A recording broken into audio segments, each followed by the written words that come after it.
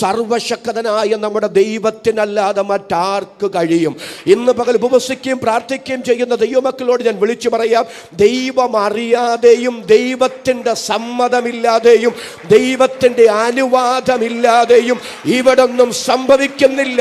സംഭവിക്കുന്നതിൻ്റെ എല്ലാം പിറകിൽ ചലിക്കുന്ന കരം സർവശക്തനായ നമ്മുടെ ദൈവത്തിൻ്റെ കരമെന്ന് തിരിച്ചറിഞ്ഞ് അതരം തുറന്ന് ദൈവത്തിന് സ്തോത്രം പറയാൻ എത്ര ദൈവമക്കൾക്ക് മനസ്സുണ്ട്? അവർക്കായി ഞാൻ ദൈവത്തെ സ്തുതിക്കുന്നു. സകലതിനെയും നിയന്ത്രിക്കുന്ന സർവശക്തനായ ഒരു ദൈവമുണ്ട്. ഞാൻ ആ ചരിത്രം ഇങ്ങനെ പറയാൻ കാരണം, അലക്സാണ്ടറുടെ മരണശേഷം ഗ്രീക്ക് സാമ്രാജ്യം 4 വിഭജിക്കപ്പെടുമ്പോൾ അതിൽ മാസിഡോണിയ കിട്ടിയത് കസാൻഡർക്കാണ്.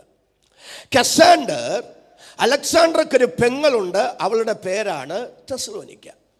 ആ തെസ്സലോനിക്കയെ കസാൻഡർ വിവാഹം കഴിച്ചു. എന്നിട്ട് തൻ്റെ ഭാര്യയും അലക്സാണ്ടറുടെ പെങ്ങളുമായ തെസ്സലോനിക്കയുടെ പേര് എന്നേക്ക് സ്മരിക്കപ്പെടേണ്ടുന്നതിന് അവിടെ അദ്ദേഹം മനോഹരമായൊരു പട്ടണം പടുത്തുയർത്തി പണിതു. എന്നിട്ടതിന് തെസ്സലോനിക്ക എന്ന പേര് കൊടുത്തു. അങ്ങനെയാണ് തെസ്സലോനിക്ക പട്ടണത്തിൻ്റെ ആരംഭം. ഇനി ശ്രദ്ധിച്ചോണം, ആ പട്ടണത്തെക്കുറിച്ച് ചരിത്രകാരന്മാർ പറയുന്നത് അവിടെയുള്ള ജനബാഹുല്യത്തെക്കാൾ അധികമായിരുന്നു അവിടെ ഉണ്ടായിരുന്ന വിഗ്രഹങ്ങളുടെ എണ്ണം. അന്ന് ഗ്രീക്കിൽ അറിയപ്പെട്ട മുഴുവൻ ദേവീദേവന്മാരുടെയും ക്ഷേത്രങ്ങളും വിഗ്രഹങ്ങളും കൊണ്ട് നിറയപ്പെട്ട പട്ടണമായിരുന്നു തെസ്സലോനിക്ക പട്ടണം. ഞാൻ നിങ്ങൾക്ക് അതൊന്ന് തെളിയിച്ചു തരാമേ.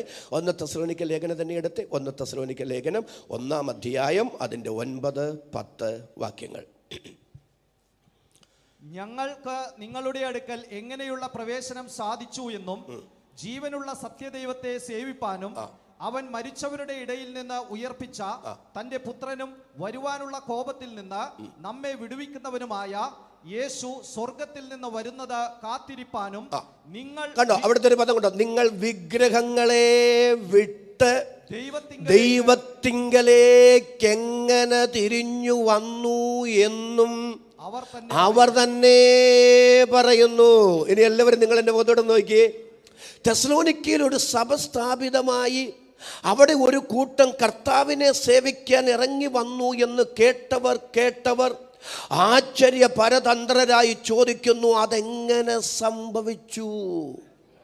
കാരണം തെസ്സലോനിക്ക വിടുവിക്കപ്പെടാൻ യാതൊരു മാനുഷിക സാധ്യതകളുമില്ല. അവിടെ ഒരു സഭ ഉളവാകുക എന്ന് പറയുന്നത് അസാധ്യമാണ്. കാരണം അത്ര ഭയാനകമായിരുന്നു അവരെ സ്വാധീനിച്ചിരുന്ന മതത്തിൻ്റെ സ്വാധീനങ്ങൾ. അന്ധവിശ്വാസങ്ങൾ കൊണ്ടും അനാചാരങ്ങൾ കൊണ്ടും നിറയപ്പെട്ടൊരു പട്ടണം. എന്നാൽ ആ പട്ടണത്തിലേക്ക് ധന്യനായ പൗലോസിലൂടെ സുവിശേഷത്തിലൂടെ ദൈവശക്തിയും വ്യാപരിച്ചപ്പോൾ ആ പട്ടണത്തെ അടക്കി ഭരിച്ച പൈശാചിക മണ്ഡലങ്ങളെ തകർത്തെറിഞ്ഞ് ആത്മാവിലും സത്യത്തിലും യേശുവിനെ ആരാധിക്കുന്ന ഒരു അനുഗ്രഹീത സഭ ഉടലെടുത്തെങ്കിൽ ഈ ഉപവാസ പ്രാർത്ഥനയിൽ ഞാൻ വിളിച്ചു പറയുന്നു, പാരമ്പര്യത്തിന്റെ മതിൽ കെട്ടുകളെ പൊളിച്ച് മതത്തിന്റെ തായ്വേരുകളെ ഇളക്കി ഇന്നും ചിലതിനെ കൊണ്ടുവരാൻ എൻ്റെ ദൈവത്തിന് പദ്ധതിയുണ്ടെന്ന്, വചനത്തിന് ശക്തിയുണ്ടെന്ന്, പരിശുദ്ധാത്മാവിന് അത് കഴിയുമെന്ന് വിശ്വാസത്താൽ ആത്മനിറവിൽ വിളിച്ചു പറയാൻ എത്ര പേർക്ക് മനസ്സുണ്ട്? അവർക്കായി ഞാൻ ദൈവത്തിന് സ്തോത്രം ചെയ്യുന്നു. ഈ ഉപവാസ പ്രാർത്ഥനയുടെ 17ാമത്തെ പകൽ ആത്മനിയോഗത്തോടെ ഞാൻ വിളിച്ചു പറയുന്നു, പാരമ്പര്യത്തിന്റെ മതിൽ കെട്ടുകളെ പൊളിച്ച് മതത്തിന്റെ തായ്വേരുകളെ ഇളക്കി ഇവരെങ്ങനെ ഇങ്ങനെ വന്നു എന്ന് മറ്റുള്ളവർ ആശ്ചര്യത്തോടെ ചോദിക്കത്തക്ക നിലയിൽ ഒരു ദൈവപ്രവൃത്തി വെളിപ്പെടുത്താൻ എന്റെ ദൈവത്തിന് പദ്ധതിയുണ്ടെന്ന് പോഷ്കില്ലാത്ത ദൈവം തന്റെ വചനത്തിലൂടെ ദൈവാലോചന കൈമാറുമ്പോൾ വിശ്വാസത്താൽ ആമേൻ പറയാൻ എത്ര പേർക്ക് മനസ്സുണ്ട്? അവർക്കായി ഞാൻ ദൈവത്തെ സ്തുതിക്കുന്നു. ഹല്ലേലൂയ. ഏകരായിട്ടൊക്കെ വിശ്വാസത്തിൽ വന്നവരുണ്ടോ? രക്തബന്ധങ്ങൾക്ക് വേണ്ടി, ഭാര്യയ്ക്ക് വേണ്ടി, ഭർത്താവിന് വേണ്ടി, മക്കൾക്ക് വേണ്ടി, പ്രിയപ്പെട്ടവർക്ക് വേണ്ടി ആത്മാർത്ഥമായി നിങ്ങൾ പ്രാർത്ഥിച്ചിട്ട് അവരോട് കർത്താവിനെ കുറിച്ച് പറഞ്ഞിട്ട് നിങ്ങൾ പ്രതീക്ഷിച്ച സമയത്തൊന്നും അവരിറങ്ങി വരായികയാൽ ഇനി പ്രാർത്ഥിച്ചിട്ട് കാര്യമില്ല, ഇനി പറഞ്ഞിട്ട് പ്രയോജനമില്ലെന്ന് മനസ്സ് മടുത്ത് നിരാശയോടെ പറഞ്ഞ് പ്രാർത്ഥന നിർത്തി ആരെങ്കിലും ഉണ്ടെങ്കിൽ ഇന്ന് പകൽ വചനത്തിലൂടെ പരിശുദ്ധാത്മാവിന് പറയാനുള്ളത്, പ്രാർത്ഥന നിർത്തണ്ട, പ്രതീക്ഷ മാറ്റി വെക്കണ്ട. നിന്റെ കണ്ണുനീരിൻ്റെ മറുപടിയായി, നിന്റെ പ്രാർത്ഥനയുടെ മറുപടിയായി ചിലതിനെ ഇറക്കിത്തരാൻ ദൈവത്തിന് പദ്ധതിയുണ്ടെന്ന് ഇന്ന് പകൽ ദൈവാത്മാവ് ഇടപെടുകയാണ്. പരിശുദ്ധാത്മാവ് എന്നോട് പറയുന്നു, നിങ്ങളുടെ ചില പ്രാർത്ഥനയുടെ മറുപടികളെ നിങ്ങളുടെ കണ്ണുകൊണ്ട് കാണത്തക്ക നിലയിൽ, നിങ്ങളുടെ കൈകൊണ്ട് തൊടത്തക്ക നിലയിൽ ചില ദൈവപ്രവൃത്തി കർത്താവ് വെളിപ്പെടുത്തും. വിശ്വാസത്താൽ അതിന് ആമേൻ പറയാൻ എത്ര പേർക്ക് ഇന്ന് പകൽ ആത്മാവിൽ നിയോഗമുണ്ട്? അവരെ ഓർത്ത് ഞാൻ ദൈവത്തെ സ്തുതിക്കുന്നു. കർത്താവ് എനിക്ക് തരുന്ന വചനത്തിന്റെ പ്രകാശനം ഞാൻ പറയാം. എഴുതി വെച്ചോ ഈ ദൂത്. നമ്മുടെ ചില പ്രാർത്ഥനയുടെ മറുപടികളെ നമ്മുടെ കണ്ണ് കാണും. നമ്മുടെ ചില പ്രാർത്ഥനയുടെ മറുപടികളെ നമ്മുടെ കൈ തൊടും. യെരൂശലേമിൽ നിന്ന് ദമസ്കോസിലേക്ക് വാഹനം മൃഗത്തിൻ്റെ പുറത്ത് കയറി ശൗൽ യാത്ര ചെയ്യുകയാണ്. അനുചരന്മാരും കൂടെയുണ്ട്. അങ്ങനെ ദമസ്കോസിന്റെ പടിവാതിൽക്കലെത്തിയപ്പോൾ നട്ടുച്ചയ്ക്ക് ആകാശത്ത് കത്തിപ്പടരുന്ന സൂര്യപ്രഭയെ വെല്ലുന്നൊരു പ്രകാശം അദ്ദേഹത്തിൻ്റെ മുഖത്ത് വന്നടിക്കുകയും വാഹന മൃഗത്തിൻ്റെ പുറത്തു നിന്ന് താഴെ വീഴുകയും ചെയ്തു. കൂടെ ഉണ്ടായിരുന്നവർ കൈ പിടിച്ച് അദ്ദേഹത്തെ ഒരു വീട്ടിൽ കൊണ്ടാക്കി. ആ സമയത്ത് ദമസ്കോസിൽ ഒരു ക്രിസ്തു ശിഷ്യനുണ്ട്. അദ്ദേഹത്തിൻ്റെ പേര് അനന്യാസ് എന്നാണ്. അനന്യാസ് പ്രാർത്ഥിച്ചുകൊണ്ടിരിക്കുമ്പോൾ കർത്താവ് ദർശനത്തിൽ അനന്യാസിനോട് പറഞ്ഞു, അനന്യാസേ, നീ നേർവീതി എന്ന സ്ഥലത്ത് യൂദായുടെ വീട്ടിൽ വരെ പോകണം. അവിടെ കഴിഞ്ഞ 3 ദിവസമായി ഒരുവൻ ഭക്ഷണം കഴിക്കാതെയും വെള്ളം കുടിക്കാതെയും പ്രാർത്ഥിച്ചുകൊണ്ടിരിക്കുകയാണ്. നീ ചെന്ന് അവൻ്റെ തലയിൽ കൈവച്ചു പ്രാർത്ഥിക്കുന്നതും അവന് സൗഖ്യം വരുന്നതും അവൻ കണ്ടോണ്ടിരിക്കുകയാണ്. ഞാനെങ്ങാനുമായിരുന്നു, എല്ലാവരും എന്നോട് പറയണേ, എന്നോടെങ്ങാനും ആ തമ്പുരാൻ അങ്ങനെ ഒരു ദൂത് പറഞ്ഞു,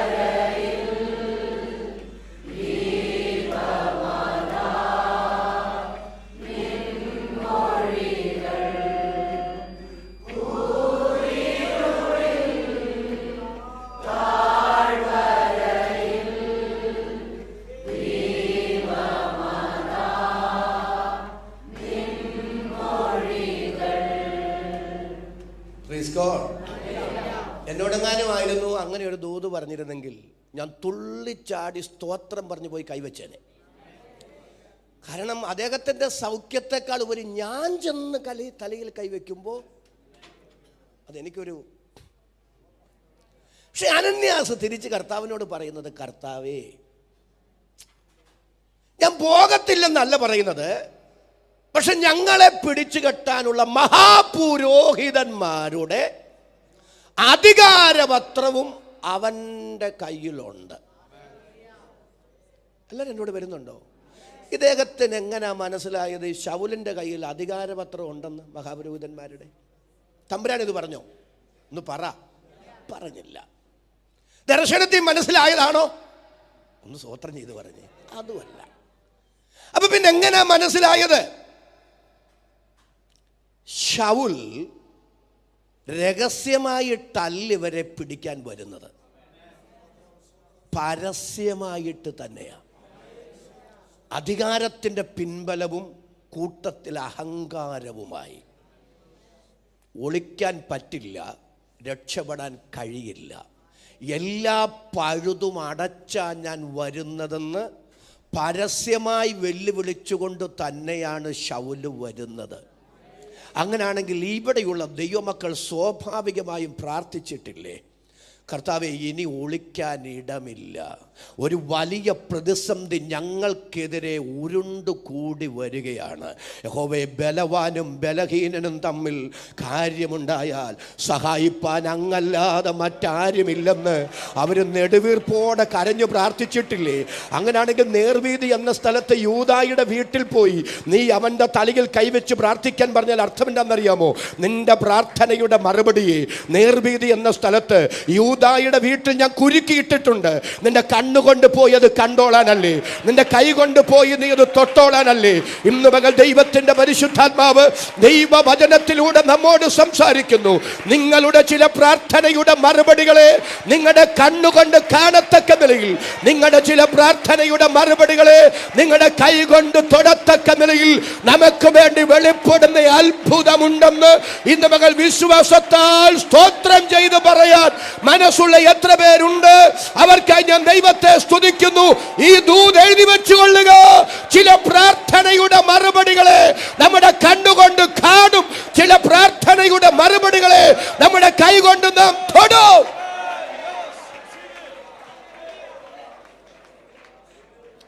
പരിശുദ്ധാത്മാവ് എന്നോട് അവിടെ ചില കാര്യങ്ങൾ സംസാരിക്കാൻ പറഞ്ഞു.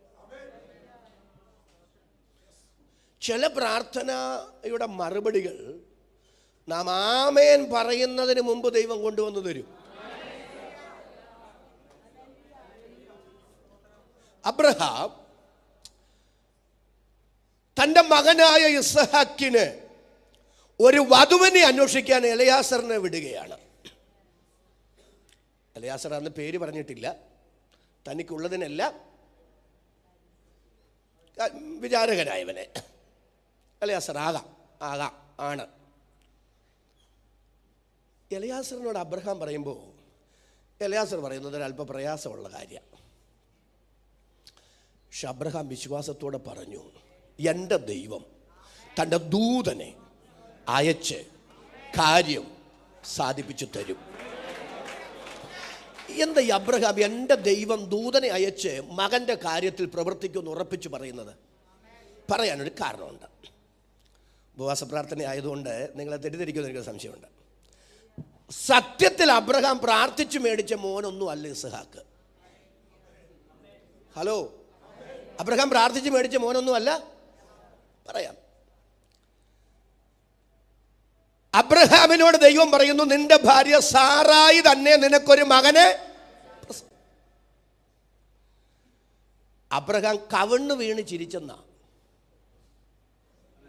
ഒരു നല്ല ആമേനൊന്ന് പറഞ്ഞേ. അബ്രഹാം സാറായി അകത്ത് ചിരിച്ചെന്ന അല്ലേ? അച്ഛനും അറിയണ്ട ദൈവവും. പക്ഷെ എനിക്ക് അത്ഭുതം തോന്നിയ കാര്യം, ഇങ്ങേരെ ദൈവത്തിൻ്റെ മുമ്പിൽ കവിണ്ണ് വീണ് ചിരിച്ചിട്ട് നീ എന്തിനാ ചിരിച്ചെന്ന് ചോദിച്ചില്ല. പക്ഷെ ആ പാവം ആരും അറിയണ്ടെന്നും കൊണ്ട് അകത്ത് ചിരിച്ചെന്ന അല്ലേ? അപ്പൊ ദൈവം അബ്രഹാമിനോട് ചോദിക്കാം, നിന്റെ ഭാര്യ സാറായി എന്തിനാ ചിരിക്കുന്നെന്ന്.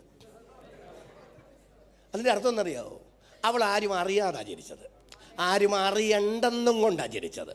പക്ഷെ ഇദ്ദേഹം തൻ്റെ അകത്തുണ്ടായിരുന്ന ആ വികാരം ദൈവം മുമ്പാകെ പ്രകടിപ്പിച്ചു. അത് തുറന്ന ദൈവം നിഷ്കളങ്കനോട്, എല്ലാവരും ഒന്ന് സ്തോത്രം ചെയ്ത് പറഞ്ഞേ. ദൈവം നിഷ്കളങ്കനോട് നിഷ്കളങ്കനാണ്. ദൈവം വക്രനോട് വക്രനാണ്. ദൈവത്തെ മറന്നും ദൈവത്തെ മറച്ചും നമുക്കൊന്നും ചെയ്യാൻ സാധ്യമല്ല. ആ തിരിച്ചറിവ് ഇന്ന് പകൽ നമുക്കുണ്ടാകണം. എത്ര പേർക്ക് വിശ്വാസത്താൽ സ്തോത്രം ചെയ്യാൻ കഴിയും? അപ്പോൾ ഈ വിശ്വാസികളുടെ പിതാവ്, മനോഹരമായൊരു പഠനമാണത്. ഞാൻ ആ മേഖലയിലേക്ക് പോകുന്നത്. വിശ്വാസികളുടെ പിതാവ് ദൈവത്തോട് പറയാം, ദൈവമേ ഇനി ഒരു പുതിയ, എൻ്റെ അല്പം കൂടെ എൻ്റെ കയ്യിൽ നിന്ന് ഇട്ട് പറയണേ, ദൈവമേ ഇനി ഒരു പുതിയ മോനെ ഒന്നും വേണ്ട, ദൈവമേ പുതിയ മകനെ ഒന്നും. അബ്രഹാം പറഞ്ഞൊരു പദം, ഇസ്മായേൽ അങ്ങയുടെ മുൻപാകെ ജീവിച്ചിരിക്കാൻ അനുവദിച്ചാൽ മതി. ഇസ്ഹാക്കിനെ തരാമെന്നേ ദൈവം വാഗ്ദത്തം പറയുമ്പോൾ അബ്രഹാമിൻ്റെ പ്രതികരണം, ഞാൻ ഇവനിൽ തൃപ്തനാ. ഇനി ഒരു പുതിയ മകനെ കിട്ടിയില്ലെങ്കിലും ആര് തൃപ്തനാ? സാറായുടെ കാര്യമല്ല ഞാനീ പറയുന്നേ, അബ്രഹാമിൻ്റെ കാര്യമാണ് ഞാനീ പറയുന്നത്. അബ്രഹാം ആരായിരുന്നു? ഇസ്മായേലിൽ തൃപ്തനായിരുന്നു. ഒരു പുതിയ മകനെ ആരാഗ്രഹിച്ചതല്ല? എല്ലാവരും ഒന്ന് സ്തോത്രം ചെയ്ത് പറ. അബ്രഹാം ആഗ്രഹിച്ചതല്ല. പക്ഷേ അബ്രഹാമെ, നീ ആഗ്രഹിച്ചില്ലെങ്കിലും നീ ചോദിച്ചില്ലെങ്കിലും വാഗ്ദത്ത സന്തതി നിന്റെ വീട്ടിൽ പിറക്കണമെന്ന് തമ്പുരാന് പദ്ധതി ഉണ്ടെങ്കിൽ ദൈവം അത് ചെയ്യും. ഈ ഉപവാസ പ്രാർത്ഥനയിൽ എഴുതി വെച്ചോ, നാം ചോദിച്ചില്ലെങ്കിലും നാം ആഗ്രഹിച്ചില്ലെങ്കിലും ചിലതൊക്കെ തമ്പുരാന് തരണമെന്ന് പദ്ധതി ഉണ്ടെങ്കിൽ, ദൈവത്തിന് ഹിതമുണ്ടെങ്കിൽ അത് തരാനും ചെയ്യാനും ദൈവത്തിന് കഴിയും. ദൈവം വിശ്വസ്തനാണ്. എന്നോട് ചേർന്ന് ചങ്കൂറ്റത്തോടെ ആമേൻ പറയാൻ എത്ര പേർക്ക് കഴിയും? അവർക്കായി ഞാൻ ദൈവത്തെ സ്തുതിക്കുന്നു.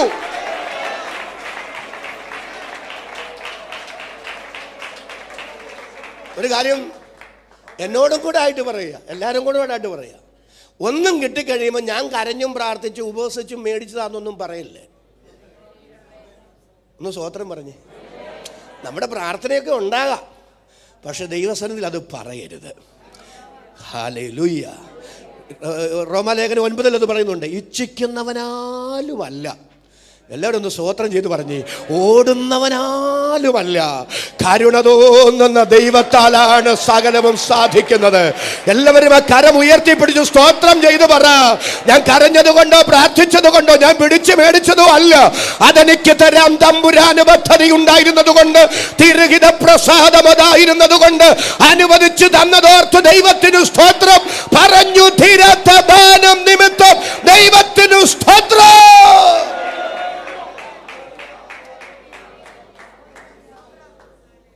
അപ്പോ ഞാൻ ആഗ്രഹിക്കാതെയും ഞാൻ ഇസ്മായേലിൽ തൃപ്തനായിരുന്നിട്ടും ഇവനെ തന്നത് ദൈവമാണെങ്കിൽ, എല്ലാവരും നല്ല ആമേൻ പറഞ്ഞേ. ഞാനായി പിടിച്ചു മേടിച്ചതല്ല, തമ്പുരാനായി തന്നതാണെങ്കിൽ, തന്ന ദൈവത്തിന് ഇവനിലൂടെ തൻ്റെ വാഗ്ദത്തം എന്ന പദ്ധതി നിവർത്തിക്കാനുണ്ടെങ്കിൽ, ഇവന് വേണ്ടുന്നത് സമയത്ത് കരുതാൻ ഇവനെ തന്ന ദൈവം വിശ്വസ്തനാണെന്ന് അബ്രഹാമിന് ഉറപ്പുണ്ടായിരുന്നെങ്കിൽ, മാതാപിതാക്കളെ ഇന്ന് പകൽ സ്തോത്രം ചെയ്തു പറ. എൻ്റെ തലമുറയെ തന്നത് ദൈവമാണെങ്കിൽ, എനിക്ക് കുടുംബം തന്നത് ദൈവമാണെങ്കിൽ, എനിക്ക് ഈ ഭൂമിയിൽ ജനിക്കാൻ അവസരം തന്നത് ദൈവമാണെങ്കിൽ, ആവശ്യത്തിന് അതാത് സമയത്ത് കരുതി തന്ന് നടത്താൻ എൻ്റെ ദൈവം വിശ്വസ്തനാണ്. ചില ഉത്കണ്ഠകൾ മാറിപ്പോകട്ടെ, ചില നിരാശകൾ ഇന്ന് പകൽ വഴി മാറിപ്പോകട്ടെ. ചിലരെ പരിശുദ്ധാത്മാവ് ഇന്ന് പകൽ ഇതിനകത്ത് ഉറപ്പിക്കുകയാണ്, ധൈര്യപ്പെടുത്തുകയാണ്.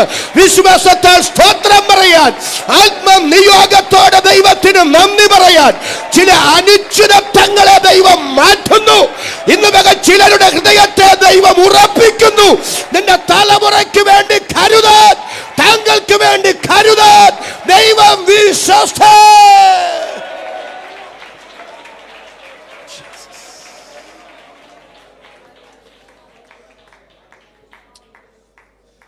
എലയാസർ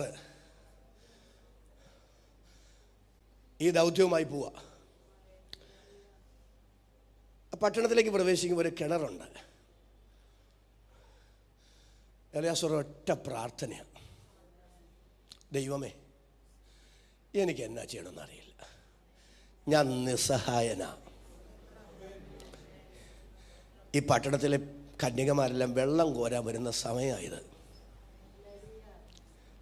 വരുന്നവരിൽ ഒരാളോട് ഞാൻ ചോദിക്കും, എനിക്കൊരല്പം വെള്ളം, വായിച്ചിട്ടില്ലേ, ഒന്ന് പറഞ്ഞേ, അല്പം വെള്ളം കുടിക്കാൻ തരാമോ? അപ്പോൾ ആ കന്യക പറയാന്നിരിക്കട്ടെ, താങ്കൾക്ക് മാത്രമല്ല, താങ്കളുടെ ഒട്ടകങ്ങൾക്കും കൂടെ തരാം എന്ന് പറഞ്ഞാൽ അവളായിരിക്കട്ടെ എൻ്റെ യജമാനൻ അബ്രഹാമിൻ്റെ മകനായ ഇസഹാക്കിൻ്റെ ഭാവി വധു. അവിടെ ഒരു പദമുണ്ട്, ഉടനെ. അങ്ങനൊരു പദം അവിടെ കിടപ്പുണ്ട്, ഉടനെ. റിബേക്ക തോളിൽ വെള്ളവുമായി വരികയാണ്. ആ പദത്തിനൊരു നല്ല ആമേൻ പറഞ്ഞേ. ഉടനെ. എപ്പോൾ? പറഞ്ഞു തീർന്ന ഉടനെ, പ്രാർത്ഥിച്ചു തീർന്ന ഉടനെ.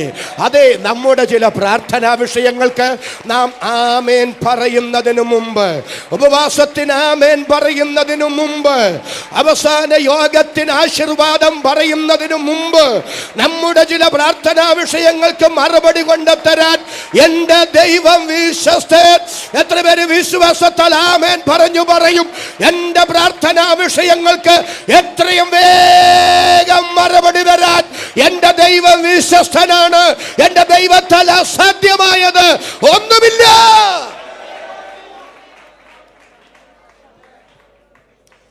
ഇനി അതിൻ്റെ മറുവശം കൂടെ പറയാം. എന്തോ ദൈവാത്മാവിനെ അവിടെ തന്നെ അങ്ങ് നിൽക്കാൻ പ്രേരിപ്പിക്കുന്നു. ചില പ്രാർത്ഥനാ വിഷയങ്ങൾക്ക് സങ്കടം വരുന്നുണ്ടോ? ചില പ്രാർത്ഥനാ വിഷയങ്ങൾക്ക് മറുപടി കിട്ടാൻ വർഷങ്ങൾ കാത്തിരിക്കേണ്ടി വരും. അതിനൊരു ആമേൻ പറയാത്തേ? തെളിയിക്കാമേ. എനിക്ക് വേദപുസ്തകത്തിലെ ഏറ്റവും ഇഷ്ടപ്പെട്ട വിവാഹം ഇസഹാക്കിൻ്റെ വിവാഹമാണ്. എന്താ അതിൻ്റെ കാരണം? ഒന്ന്, ദൈവം തൻ്റെ ദൂതനെ അയച്ച് നടത്തി കൊടുത്തതാണ്, അല്ലേ? അബ്രഹാം പറയുന്നുണ്ട്, എൻ്റെ ദൈവം തൻ്റെ ദൂതനെ അയച്ച്. രണ്ട്, അത് പ്രാർത്ഥിച്ച് നടന്ന കല്യാണമാണ്. ഹലോ, അത് പ്രാർത്ഥിച്ച് നടന്ന. കാരണം ദൈവമേ എന്ന് പറഞ്ഞ് എലയാസർ അങ്ങോട്ട് പറഞ്ഞു അതുപോലെ തന്നെ, അല്ലേ? അദ്ദേഹം വെച്ച നിബന്ധന പോലെ അത് ദൈവഹിതമുള്ളതാണെന്ന് ദൈവം തെളിയിച്ചു. ഇനി ഈ ഇസ്ഹാക്കിൻ്റെ ഇദ്ദേഹത്തിൻ്റെ എലയാസറിൻ്റെ പ്രാർത്ഥന എനിക്ക് വളരെ ഇഷ്ടപ്പെട്ടിട്ടുണ്ട്. ദൈവമേ, അവളായിരിക്കട്ടെ എൻ്റെ യജമാനൻ്റെ മകന് അങ്ങാൾ നിയമിക്കപ്പെട്ടവൾ. എല്ലാവരും നല്ല ആമേൻ പറഞ്ഞേ. എലയാസർ പറയുന്ന, എലയാസറിൻ്റെ ആശയം, ദൈവമേ ഞാൻ ഒരാളെ കണ്ടെത്തുകയല്ല, എനിക്കിഷ്ടപ്പെട്ട ഒരാളെ ഞാൻ അങ്ങോട്ട് കൊണ്ടുപോവുകയല്ല, അങ്ങ് അവനായി നിയമിച്ച ആളെ തമ്പുരാനായി ഒരുക്കി തരണേ. പ്രിയപ്പെട്ടവരെ, മക്കളുടെ വിവാഹത്തിനൊക്കെ ഇങ്ങനൊരു വാചകം പറയുന്നത് നല്ലതാ.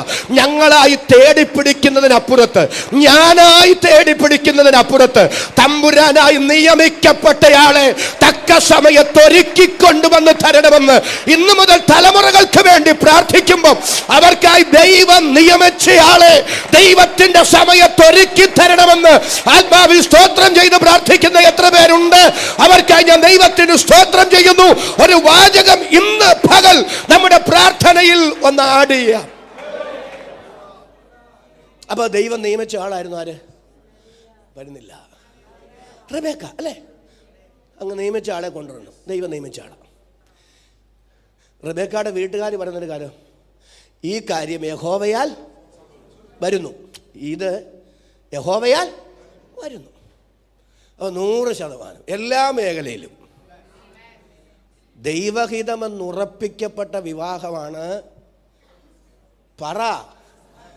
ഇസഹാക്കിൻ്റെയും റെബേക്കയുടെയും വിവാഹം. പക്ഷേ ഇല്ലേ, ആ വീട്ടിലും പ്രശ്നങ്ങളുണ്ടായിരുന്നു. ഒരു നല്ല ആമേൻ എന്ന് പറഞ്ഞു. ഒരു കാര്യം ദൈവഹിതമാണോ എന്ന് നാം തീരുമാനിക്കുന്നത് പ്രതിസന്ധികളുണ്ടോ ഇല്ലയോ എന്നതിൻ്റെ അടിസ്ഥാനത്തിലാണ്. നമ്മളൊരു കാര്യത്തിന് പ്രതിസന്ധി ഇല്ലായ്മയാണ് ദൈവഹിതമാണ് എന്നതിൻ്റെ തെളിവായി സ്വീകരിക്കുന്നത്. പക്ഷേ ദൈവഹിതമാണെങ്കിലും, ദൈവഹിതത്താൽ ഒരുമിച്ചതാണെങ്കിലും, ദൈവഹിതപ്രകാരം നടക്കുന്നവരാണെങ്കിലും പ്രതിസന്ധികളുണ്ടാകാം, പ്രശ്നങ്ങളുണ്ടാകാം. പക്ഷെ ഗുണമെന്നാണെന്നറിയാമോ? ആ കുടുംബമായി യോജിപ്പിച്ചവൻ, നിയോഗത്തിനകത്ത് നടത്തുന്നവൻ നമ്മുടെ കൂടെ ഉണ്ടാകുമെന്നുള്ളതാണ് ആ പ്രതിസന്ധികളിലെ നമ്മുടെ ധൈര്യം. എത്ര പേർക്ക് ഇന്ന് പകൽ സ്തോത്രം ചെയ്ത് പറയാൻ കഴിയും? സൈന്യങ്ങളുടെ യഹോവ, എല്ലാവരും ആധാരം തുറന്ന വാക്യമെന്ന് പറഞ്ഞ്, സൈന്യങ്ങളുടെ യഹോവ നമ്മോട് കൂടെയുണ്ട്, യാക്കോബിന്റെ ദൈവം നമ്മുടെ ദുർഗമാകുന്നു. ദൈവം നമ്മുടെ കൂടെയുണ്ട്. ആ പ്രതിസന്ധികളിൽ ദൈവം കൂടെയുണ്ട്. സ്വോത്ര ഞാൻ ഒരു എന്തോ ദൈവത്തിനോ ആത്മാവ് ഒരു വചന വെളിപ്പാട് എനിക്ക് തന്നെ കൊണ്ട് പറയാം. പ്രതീക്ഷിക്കാത്ത പ്രതിസന്ധികളൊക്കെ ദൈവഹിതമാണെങ്കിലും ഉണ്ടാകാമെന്നേ. എല്ലാവരും എന്നോട് വരുന്നുണ്ടോ? കർത്താവ് ശിഷ്യന്മാരെ അക്കരയ്ക്ക് പോകാൻ നിർബന്ധിച്ച് പറഞ്ഞയച്ചു. എപ്പോഴാണ് നിർബന്ധിക്കേണ്ടി വരുന്നത്?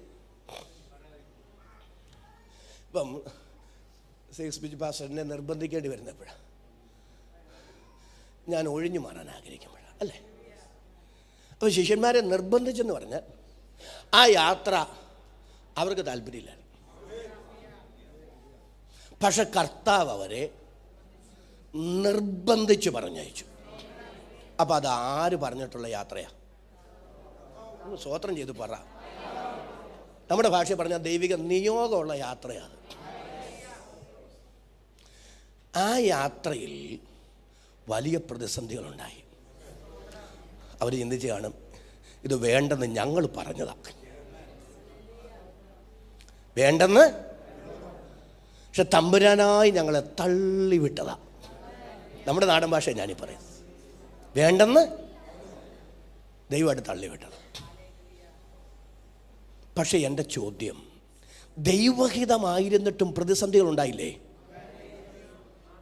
പക്ഷേ ആ ദൈവഹിതമായിരുന്നു എന്നതിൻ്റെ തെളിവെന്താ? പ്രതിസന്ധിയില്ലായ്മയാണോ? ഒരു നല്ല ആമേൻ എന്ന് പറ. ദൈവഹിതത്തിനനുസരിച്ച് ചലിക്കുമ്പോഴും പ്രതിസന്ധികൾ ഉണ്ടാകാം.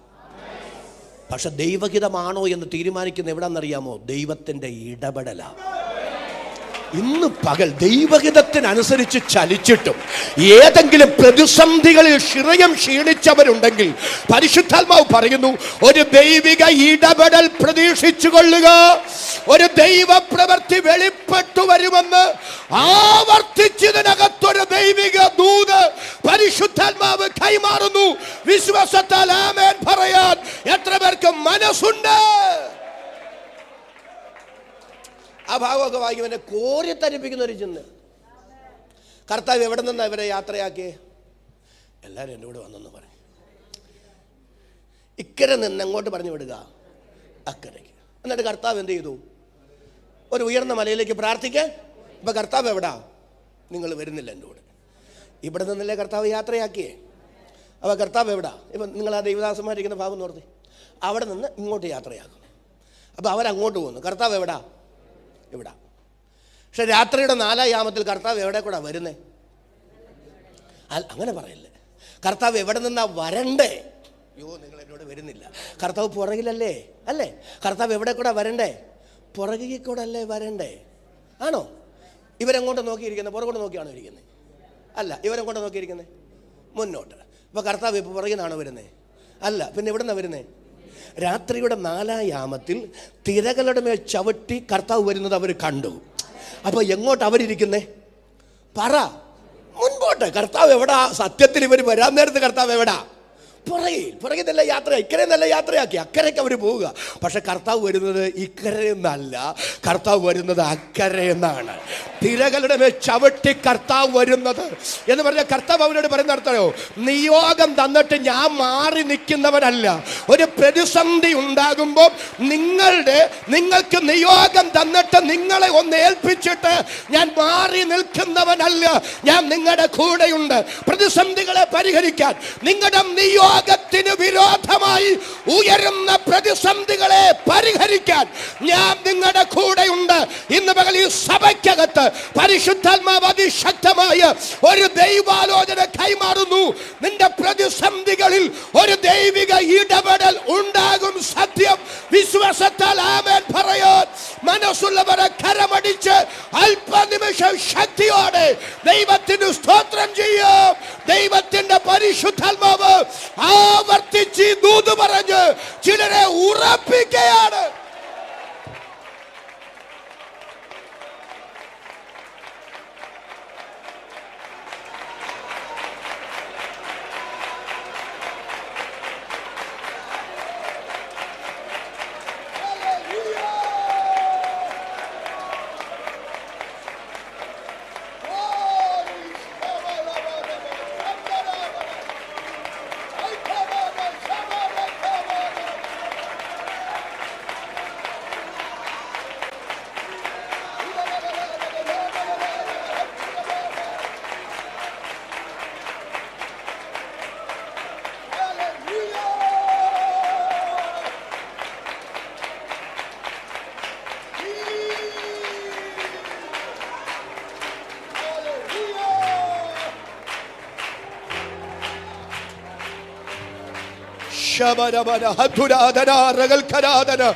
പരിശുദ്ധാത്മാവ് ഇന്ന് പകൽ ചിലരെ ധൈര്യപ്പെടുത്തുകയാണ്. നിങ്ങളുടെ പ്രതിസന്ധികളിൽ ഒരു ദൈവിക ഇടപെടൽ ഉണ്ടാകും. ഞാൻ നിന്നെ ഒരു നാളും കൈവിടുകയില്ല, ഞാൻ നിന്നെ ഒരു നാളും ഉപേക്ഷിക്കയില്ല എന്ന് കർത്താവ് അരുളി ചെയ്യുന്നു. ആകയാൽ കർത്താവ് എനിക്ക് തുണ, ഞാൻ പേടിക്കയില്ല. മനുഷ്യൻ എന്നോട് എന്ത് ചെയ്യുമെന്ന് നമുക്ക് ധൈര്യത്തോടെ പറയാം. വിശ്വാസത്താൽ അങ്ങനെ പറയുന്ന, അതിന് ആമേൻ പറയുന്ന എത്ര പേര് ഇവിടെ വന്നിട്ടുണ്ട്? അവർക്കായി ഞാൻ ദൈവത്തെ സ്തുതിക്കുന്നു.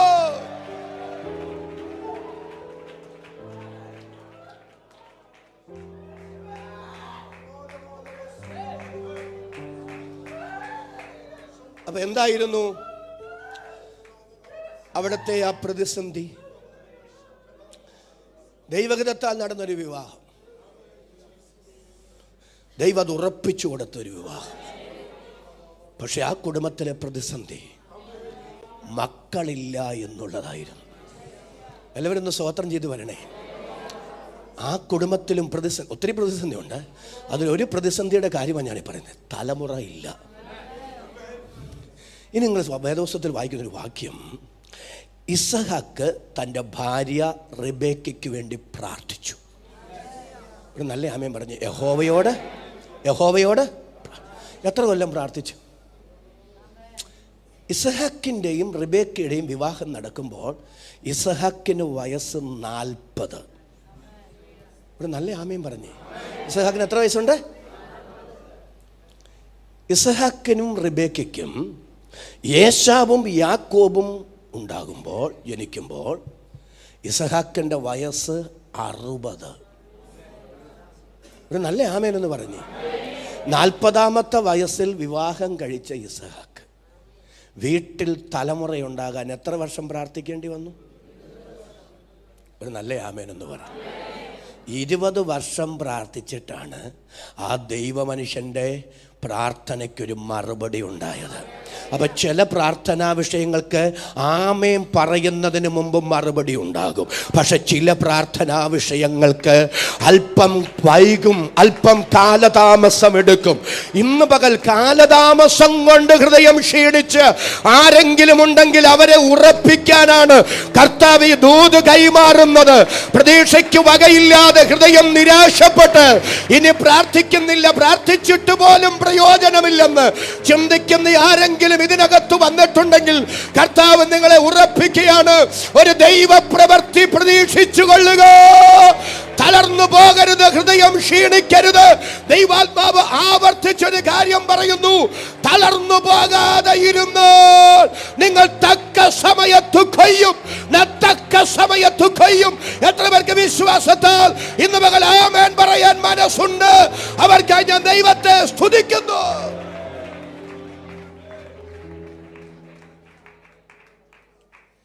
ദൈവം എല്ലാം നന്നായി ചെയ്യും. ദൈവാത്മാവ് ഇങ്ങനെ വചനത്തിന്റെ ഒരു വെളിപ്പാട് എനിക്ക് തരുന്നോണ്ട് അങ്ങ് പറയും, ദൈവം എല്ലാം നന്നായി. നല്ല ആമേൻ പറ. ഈ അബ്രഹാമിനോട് വാഗ്ദത്ത സന്തതിയെ കുറിച്ച് 75ാമത്തെ വയസ്സിലാ ദൂത് പറയുന്നത് അല്ലേ? ആണോ? കിട്ടിയത് 100ാമത്തെ വയസ്സില. അപ്പൊ 24 കൊല്ലത്തോളം ആര് കാത്തിരിക്കേണ്ടി വന്നു? ഹലോ, ഒന്ന് സന്തോഷത്തോടൊന്ന് പറഞ്ഞേ. അതെന്തിനാ ഈ 25 വർഷം എന്തിനാ കാത്തിരി? അന്ന് അബ്രഹാമിന് മനസ്സിലായില്ല. ആ കാത്തിരിപ്പിന്റെ ഇടവേളയിലാണല്ലോ വളഞ്ഞ വഴിയിലൂടെയൊക്കെ ആര് പോകേണ്ടി വന്നേ? അബ്രഹാം. പക്ഷെ കാത്തിരുത്തിയതിൻ്റെ പിന്നിൽ ദൈവത്തിൻ്റെ പദ്ധതി ഉണ്ടായിരുന്നു. നിങ്ങൾ ഇസഹാക്കിൻ്റെ ചരിത്രത്തിലേക്ക് വന്നേ. ഇസഹാക്ക് 40ാമത്തെ വയസ്സിൽ വിവാഹം കഴിച്ചല്ലേ? 20 വർഷം കാത്തിരിക്കേണ്ടി വന്നു. പക്ഷെ ഈ 20 വർഷത്തിനിടയ്ക്ക് ഒരു വേളയെങ്കിലും വളഞ്ഞ വഴി അദ്ദേഹം സ്വീകരിച്ചോ? ഒരു നല്ല ആമേൻ പറഞ്ഞു. സ്വീകരിച്ചില്ല. എന്താ സ്വീകരിക്കാഞ്ഞേ?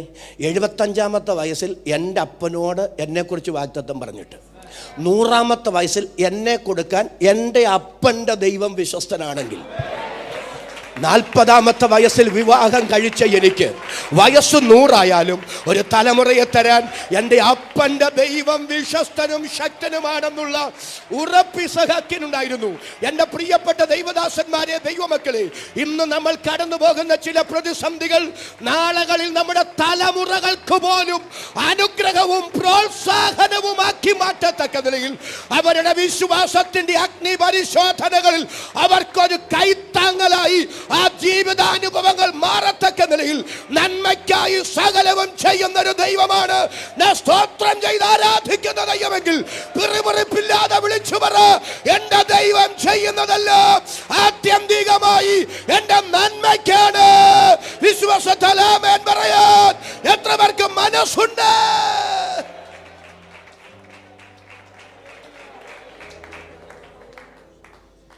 കർത്താവിനോട് അവിടെ തന്നെ നിൽക്കാൻ പറഞ്ഞുകൊണ്ടങ്ങ് നിൽക്കുക.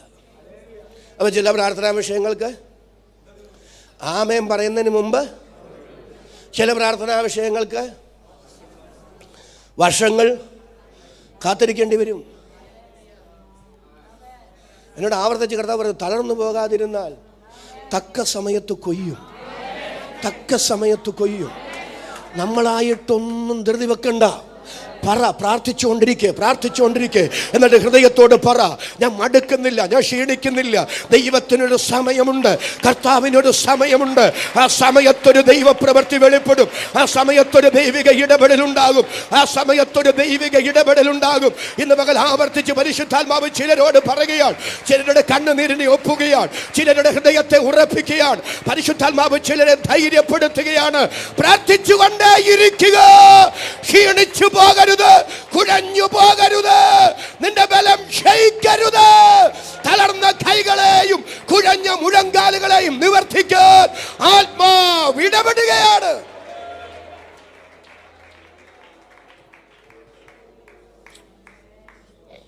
ഈ ചില പ്രാർത്ഥനാ വിഷയങ്ങൾക്ക് മറുപടി കൊണ്ട് ദൈവം തരുമ്പോൾ നമുക്കങ്ങോട്ട് ഉൾക്കൊള്ളാൻ പ്രയാസം തോന്നും. ഹലോ, ഈ ശൗലിൻ്റെ ജീവിതത്തിൽ നിന്ന് ഞാൻ തെളിയിക്കാവേ. ദമസ്കസിൽ വന്നു, ശൗലി എന്നു, അനന്യാസ് എന്നു, തലയിൽ കൈവച്ചു, കണ്ണിൽ നിന്ന് ചെതുമ്പല് പോലെ വീണു, സൗഖ്യമായി, സ്നാനപ്പെട്ട് കഴിഞ്ഞ് പരിശുദ്ധാത്മപൂർണനുമായി. അല്ലേ? പരിശുദ്ധാത്മപൂർണനാകാൻ ആര് പറയുന്നുണ്ട്? അനന്യാസ് പറയുന്നുണ്ട്. നേരെ അവിടെ നിന്ന് അറേബ്യൻ മരുഭൂമിയിലേക്ക് പോയി. എല്ലാവരും എന്നോട് വരുന്നുണ്ടോ? നേരെ എങ്ങോട്ട് പോയി? അറേബ്യൻ മരുഭൂമി. ഞാൻ ഈ വേദന കാരണം ഇടയ്ക്കിടയ്ക്ക് ഇങ്ങോട്ട് നടക്കുന്നത്, അല്ലാതെ ഒരു ശൈലിയായിട്ടല്ല. അങ്ങനെ നിങ്ങൾ തെറ്റിദ്ധരിക്കരുത്. ഒരിടത്ത് തന്നെ നിൽക്കുമ്പോൾ അതികഠിനമായ വേദന. അതുകൊണ്ട് അപ്പോൾ വേദനയ്ക്കൊരു പരിഹാരത്തിന് ഞാനിങ്ങനെ നടക്കുന്നുണ്ട്. അപ്പോൾ നിങ്ങൾ ഓർക്കും അങ്ങനല്ല. കാലിലോട്ട് അധികം ഒരു കാലിലോട്ട് ബലം വരുമ്പോഴേ. അപ്പോൾ ഈ അറേബ്യൻ മരുഭൂമിയിലേക്ക് പോയി അവിടെ കർത്താവുമായി വ്യക്തിപരമായ സ്നേഹക്കൂട്ടായ്മയിൽ സമയം ചെലവഴിച്ചു. അവിടെ ചാണുള്ള സഭയെക്കുറിച്ചുള്ള ആഴമായ വെളിപ്പാടുകൾ പൗലോസിന് കിട്ടുന്നത്. ഞാൻ കർത്താവിങ്കിൽ നിന്ന് പ്രാപിക്കുകയും, ഒന്ന് സ്തോത്രം ചെയ്ത് പറ, നിങ്ങൾക്ക് ഏൽപ്പിക്കുകയും ചെയ്തത് എന്ന് ആഴമായ വെളിപ്പാട്. ആ വെളിപ്പാടിന് ശേഷം അത് ചില ആഴ്ചകൾ, മാസങ്ങൾ നീണ്ടു കാണും. നേരെ വീണ്ടും ദമസ്കോസിലേക്ക് വന്നു. എല്ലാവരും എന്നോട് വരുന്നുണ്ടോ? യെരുശലേമിൽ നിന്ന് ദമസ്കോസിലെത്തുന്നു, അവിടെ വെച്ച് രക്ഷിക്കപ്പെടുന്നു, പറഞ്ഞ് അറേബ്യൻ മരുഭൂമിയിലേക്ക് പോകുന്നു, വീണ്ടും ദമസ്കോസിലേക്ക് തന്നെ വരും. അവിടെ വെച്ച് പ്രഭാഷണം ആരംഭിക്കുകയാണ്. ആ പ്രഭാഷണം 3 വർഷത്തോളം നീണ്ടു. ദമസ്കോസിലെ പ്രവർത്തനം എത്ര വർഷത്തോളം നീണ്ടു? 3 വർഷത്തോളം നീണ്ടു. ധാരാളം പേര് ദൈവകൃപയിലേക്ക് വന്നു. അവിടെയുള്ള സഭയെ മുടിക്കാൻ വന്നവനെ കൊണ്ട് ദൈവം അവരെ പണിയിച്ചു. ദമസ്കോസിൽ സഭ അസാധാരണമായി വളരുമ്പോൾ അവിടെയുള്ള സുവിശേഷ വിരോധികൾക്ക് മനസ്സിലായി, ഇവനെ ഇങ്ങനെ വിട്ടാൽ പറ്റില്ല. അതുകൊണ്ട് അരേത രാജാവിനെ സ്വാധീനിച്ച് ശൗലിനെ കൊല്ലാൻ തീരുമാനിച്ചു. ലുക്കൗട്ട് നോട്ടീസൊക്കെ പതിപ്പിച്ചിരിക്കുകയാണ്, കണ്ടാൽ കൊല്ലണം. പക്ഷേ ദമസ്കോസിലെ ദൈവമക്കൾ വളരെ ബുദ്ധിയുള്ളവരാണ്. അവരൊരു കൊട്ടയ്ക്കകത്ത് പൗലോസിനെ ഇറക്കി, കയറ് കെട്ടി മതിൽ വഴി ഇറക്കി വിട്ടു. ഞാൻ ആ ഭാഗമൊക്കെ വായിക്കുമ്പോൾ ദൈവത്തിന് സ്തോത്രം പറയും. 3 വർഷങ്ങൾക്ക് പിറകിൽ ഇങ്ങനെ എങ്ങാണ് അവിടെ ചെന്നേ. യെരൂശലേമിൽ നിന്ന് എങ്ങനെ അവിടെ ചെന്നേ? നെഞ്ചു വിരിച്ച് തല ഉയർത്തിപ്പിടിച്ച് കുതിരപ്പുറത്ത് അഹങ്കാരിയായി ചെന്നവൻ 3 വർഷങ്ങൾക്ക് ശേഷം തിരിച്ച് യെരൂശലേമിലേക്ക് എങ്ങനെ അവിടുന്ന് വരുന്നെന്നറിയാവോ? കൊട്ടയ്ക്കകത്ത് പോലെ ഒതുങ്ങിയ. തമ്പുരാൻ ഒതുക്കാൻ കഴിയാത്തവരാരുമില്ല കേട്ടോ. ദൈവത്തിന് മാറ്റിമറിക്കാൻ കഴിയാത്തവരാരുമില്ല കേട്ടോ. നമ്മുടെ ശാസനയ്ക്കും നമ്മുടെ ശിക്ഷണത്തിനും ഒന്നും കഴിയാത്തവരെ നമ്മുടെ പ്രാർത്ഥന കൊണ്ട് മാറ്റിമറിക്കാൻ കഴിയും. എത്ര പേർക്ക് വിശ്വാസത്താൽ സ്തോത്രം ചെയ്ത് പറയാൻ കഴിയും? പ്രാർത്ഥനയാൽ അസാധാരണമായി ചില മാറ്റം വരുന്നത് കണ്ണുകൊണ്ട് കാണും. സ്തോത്രം പറയാൻ എത്ര പേർക്ക് ആത്മാവിൽ നിയോഗമുണ്ട്? അവർക്ക് ഞാൻ ദൈവത്തെ സ്തുതിക്കുന്നു. രക്തം ജയോ. കർത്താവ് എന്നോട് ഇങ്ങനൊരു ദൂത് പറയാ, ചിലതിൽ മാറ്റം വരും, അത്ഭുതകരമായ രൂപാന്തരം വരും. ഗദർദേശത്തൊരു ഭൂതഗ്രസ്തൻ ശവക്കല്ലറയിൽ രാപാർത്ത് സ്തോത്രം ചെയ്ത് പറഞ്ഞു, വസ്ത്രം ധരി. നാട്ടുകാരുടെയും വീട്ടുകാരുടെയും പേടി സ്വപ്നം അല്ലേ? നാട്ടുകാർ വെച്ച് പിടിപ്പിച്ച ഇരുമ്പ് ചങ്ങല അവൻ ഉരുമി പൊട്ടിച്ച് ആ നാടിൻ്റെ മുഴുവൻ കണ്ണിലെ കരടായിരുന്നവൻ ആയിരുന്നോ? ഒന്ന് സ്തോത്രം ചെയ്ത് പറഞ്ഞു. ഒരു കാലത്ത് അവൻ ആ നാടിൻ്റെ മുഴുവൻ കണ്ണിലെ, പക്ഷെ അവനെയാ തമ്പുരാൻ ദക്കപ്പൊലി നാട്ടിലെ മിഷണറിയാക്കി മാറ്റിയത്. ഹല്ലേലൂയ. മാറാൻ സാധ്യതയില്ലെന്ന് ചിന്തിക്കുന്നത്, പിശാച് ദുർഭൂതങ്ങൾ പിടിച്ച് ഒതുക്കി വച്ചിരിക്കുന്ന ചിലതിനെ തമ്പുരാൻ അത്ഭുതകരമായ മാറ്റങ്ങളിലേക്ക് നടത്തുമെന്ന് ദൈവത്തിന്റെ പരിശുദ്ധാത്മാവ് ഇന്ന് മകൾ ഇതിനകത്തൊരു ദൈവിക ദൂത് കൈമാറുന്നു.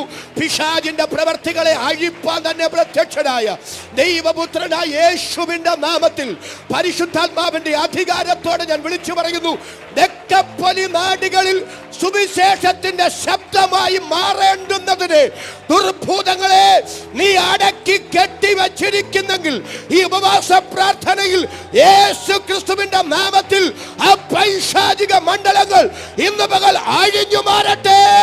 ദൈവ പദ്ധതിയിലുള്ളത്, ദൈവിക നിർണയത്തിലുള്ളത്, ദൈവകരങ്ങളിൽ പ്രയോജനപ്പെടേണ്ടത് പുറത്തു വരട്ടെ, പുറത്തു വരട്ടെ. ആത്മനിയോഗത്തോടെ അധികാരത്തോടെ അക്കരമടിച്ച് അല്പനിമിഷം ദൈവത്തിന് സ്തോത്രം ചെയ്യാം.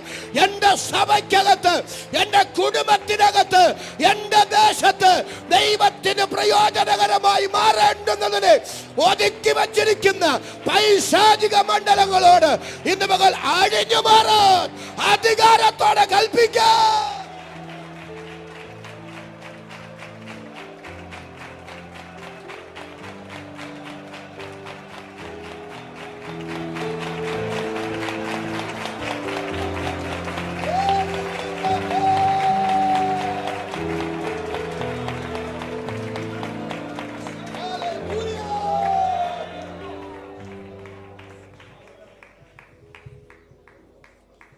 പരിശുദ്ധാത്മാവിൻ്റെ ഒരു നിയോഗത്തോടെ ഞാനിത് പറയുന്നു.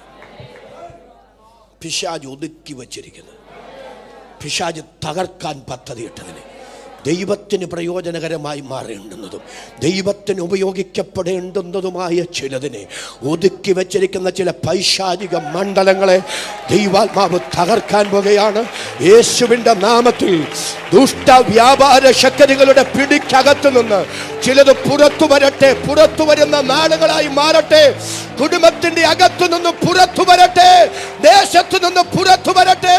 യേശുവിൻ നാമത്തിൽ അതങ്ങനെ സംഭവിക്കട്ടെ. അധികാരത്തോടെ അത് കൽപ്പിക്കാൻ അകത്തു നിയോഗമുള്ള എത്ര പേരുണ്ട്? അവർക്കായി ഞാൻ ദൈവത്തെ സ്തുതിക്കുന്നു.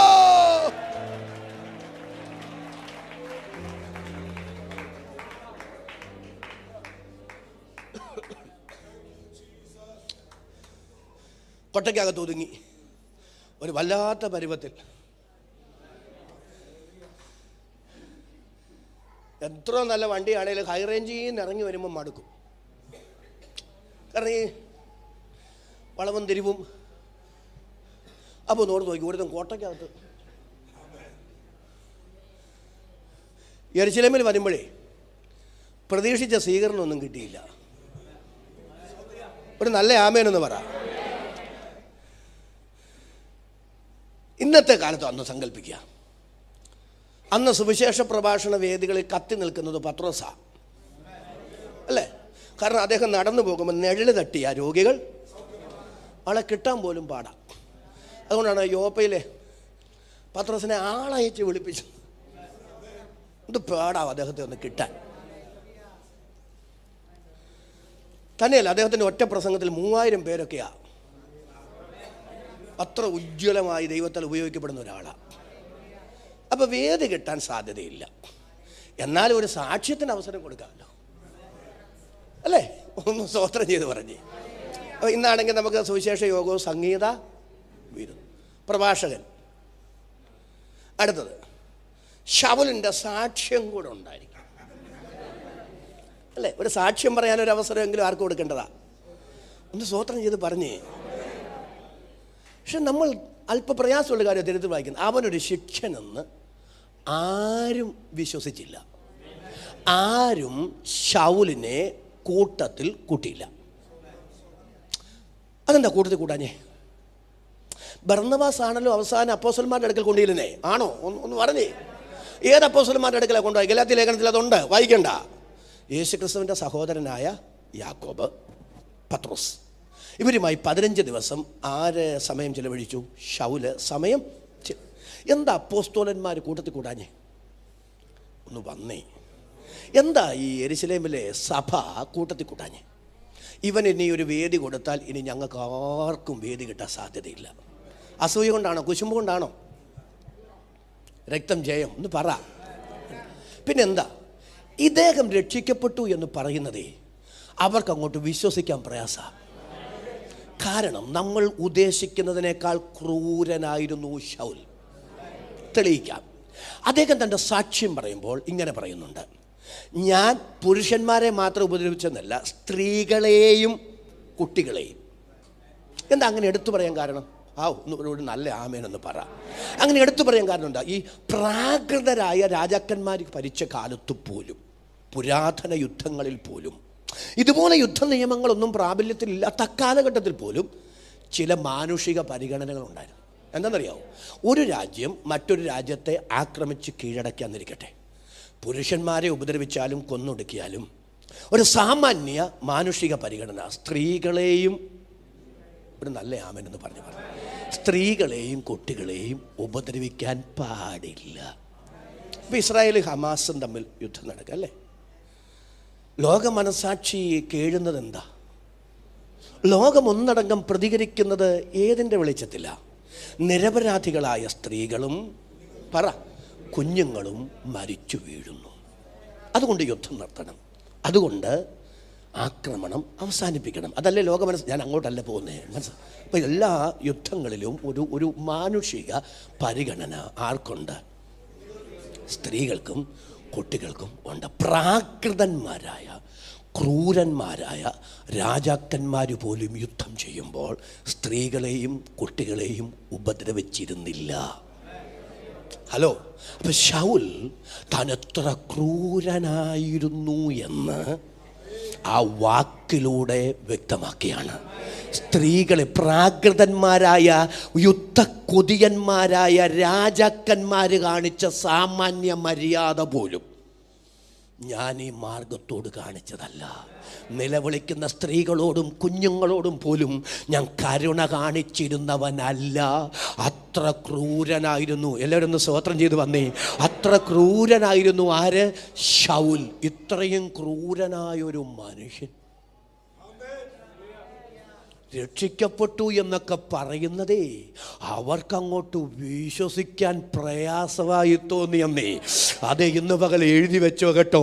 ചില മേഖലയിലൊക്കെ ദൈവം ഇടപെടുമ്പോഴുണ്ടല്ലോ, ചില മേഖലകളിൽ ദൈവകരം ചലിക്കുമ്പോഴുണ്ടല്ലോ, ചില ഇടപെടൽ ഉണ്ടാകുമെന്നല്ലോ. ഇതെങ്ങനെ സംഭവിച്ചു എന്ന് നമുക്കും മറ്റുള്ളവർക്കും ആശ്ചര്യം തോന്നത്തക്ക നിലയിൽ അസാധാരണ കാര്യങ്ങളെ ചെയ്യാൻ ദൈവത്തിന് കഴിയും. എത്ര പേർക്ക് വിശ്വാസം സ്തോത്രം ചെയ്യാൻ കഴിയും? ഒരുമിച്ചൊന്ന് വിളിച്ചു പറ, ഏകനായി മഹാത്ഭുതങ്ങളെ പ്രവർത്തിക്കുന്നവന് അവൻ നല്ലവനല്ലോ, അവന്റെ ദയ എന്നേക്കുമുള്ളത്.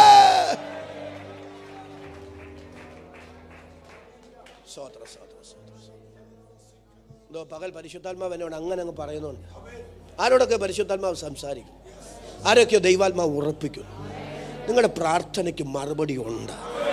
ചില പ്രാർത്ഥനാ വിഷയങ്ങളിൽ ദൈവത്തിൻ്റെ കരം ചലിക്കും.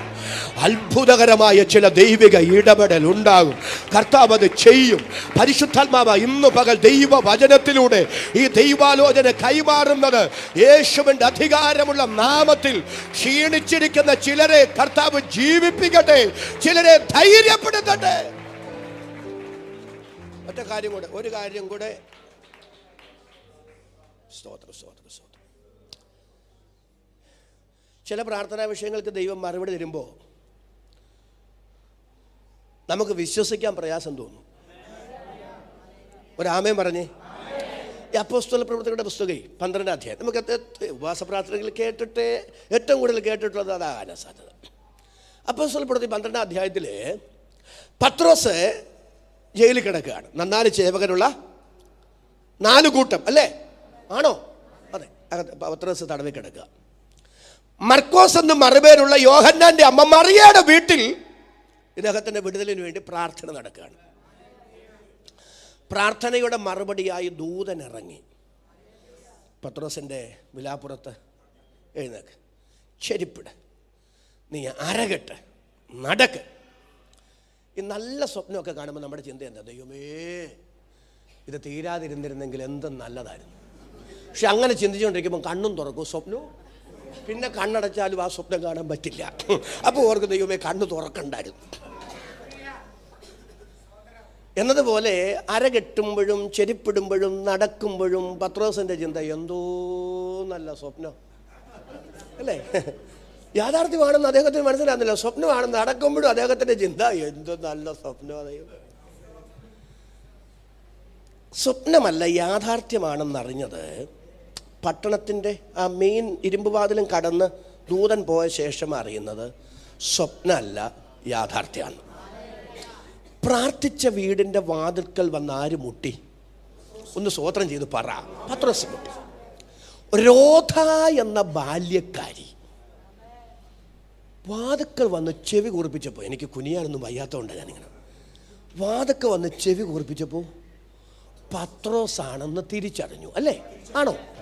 അവിടെ ഒരു പദമുണ്ട്, സന്തോഷത്താൽ വാതിൽ തുറക്കാതെ.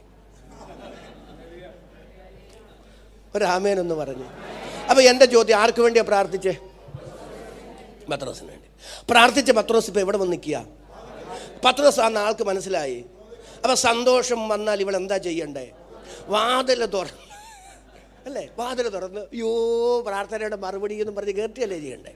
പക്ഷെ സന്തോഷത്താൽ വാതിൽ തുറക്കാതെ അകത്തോട്ട് പോയെന്ന്. അതിൻ്റെ അർത്ഥം എന്നാണെന്നറിയാമോ? ഇപ്പം അവളൊരു സമ്മിശ്ര വികാരത്തിൻ്റെ വേലിയേറ്റത്തിലാണ്. വാതിൽ തുറന്ന് പ്രാർത്ഥനയുടെ മറുപടിയെ കാണണോ, അതോ പ്രാർത്ഥിക്കുന്നവരോട് ഈ സന്തോഷ വർത്തമാനം പറയണോ? എന്ത് ചെയ്യണമെന്നറിയാൻ കഴിയാത്ത ഒരു സമ്മിശ്ര വികാരത്തിൻ്റെ വേലിയേറ്റമാണ്. പ്രിയരെ, ചില പ്രാർത്ഥനാ വിഷയങ്ങൾക്ക് ദൈവം മറുപടി കൊണ്ട് തരുമ്പോഴുണ്ടല്ലോ, നൃത്തം ചെയ്ത് ദൈവത്തെ ആരാധിക്കണോ, കവിണ്ണു വീണ് ദൈവത്തിന് നന്ദി പറയണോ? എന്ത് ചെയ്യണമെന്നറിയാത്ത സമ്മിശ്ര വികാരം കൊണ്ട് വീർപ്പ് മുട്ടത്തക്ക നിലയിൽ മറുപടികൾ കൊണ്ടുതരാൻ എൻ്റെ ദൈവം വിശ്വസ്തനായ ദൈവമാണ്. എത്ര പേർക്ക് വിശ്വാസത്താൽ സ്തോത്രം ചെയ്യാൻ കഴിയും? പരിശുദ്ധാത്മാവ് ഇന്ന് പകൽ അതിശക്തമായി ഇടപെടുന്നു. സമ്മിശ്ര വികാരം കൊണ്ട് തുള്ളിച്ചാടി സ്തോത്രം ചെയ്യത്തക്ക നിലയിൽ, സന്തോഷം കൊണ്ട് കണ്ണ് നിറയത്തക്ക നിലയിൽ ചില വിഷയങ്ങൾക്ക് മറുപടി തരാൻ ദൈവത്തിന് പദ്ധതിയുണ്ടെന്ന് ദൈവത്തിന്റെ പരിശുദ്ധാത്മാവ് ഇന്ന് പകൽ ഇടപെടുകയാണ്. യേശുവിന്റെ അധികാരമുള്ള നാമത്തിൽ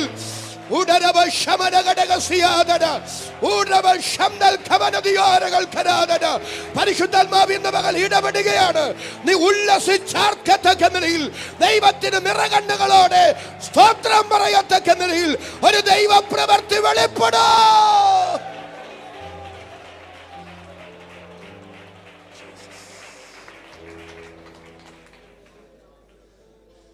സന്തോഷത്തോടെ ഇവിടെ നിന്ന് പ്രാർത്ഥനയുടെ മറുപടി പുറത്തേക്കെന്ന് പറയും. അവള് പറയും, നിനക്ക് ഭ്രാന്ത.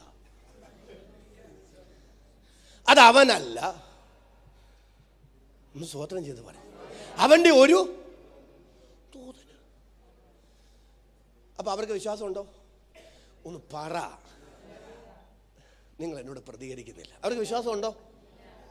അല്ല, അങ്ങനെ പറയല്ലേ. അവർക്ക് വിശ്വാസമുണ്ട്. എന്താ അതിൻ്റെ തെളിവ്?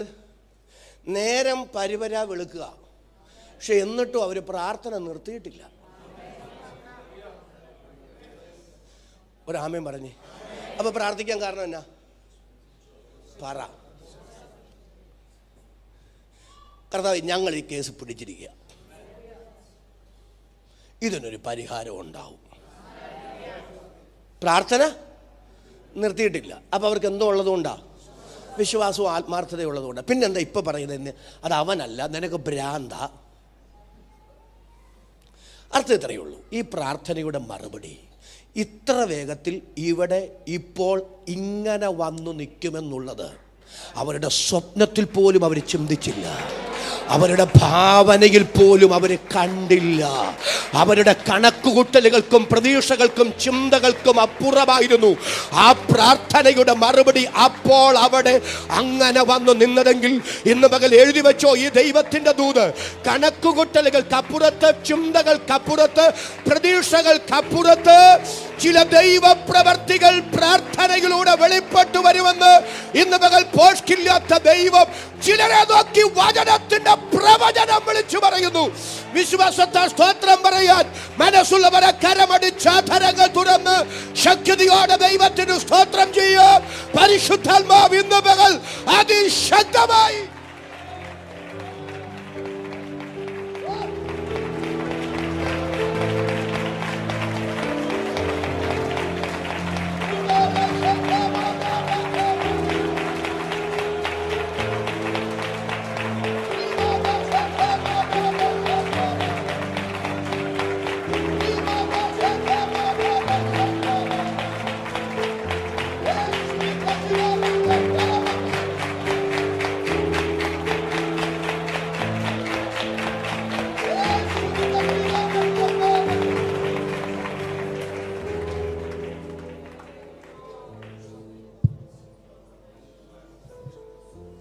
പകൽ ഞാനിന്ന് ഇങ്ങനെ നിർത്തുക.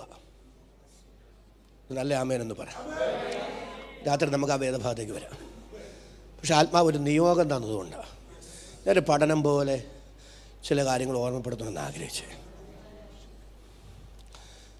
പരിശുദ്ധാത്മാവിനോട് പറയുന്നു, ചില വിഷയങ്ങളിൽ ദൈവം ചില കുരുക്കഴിക്കും. എത്ര പേർക്ക് സ്തോത്രം ചെയ്യാൻ കഴിയും? പ്രാർത്ഥനയാൽ ചിലതിന് മറുപടിയുണ്ട്. പ്രാർത്ഥനയാൽ ചില വിഷയങ്ങൾക്ക് നീക്കുപോക്കുണ്ട്. പ്രാർത്ഥനയാൽ ചിലതിൻ്റെ വിഷയത്തിൽ ദൈവിക ഇടപെടൽ ഉണ്ട്. വിശ്വാസത്താൽ സ്തോത്രം പറയാൻ എത്ര പേർക്ക് മനസ്സുണ്ട്?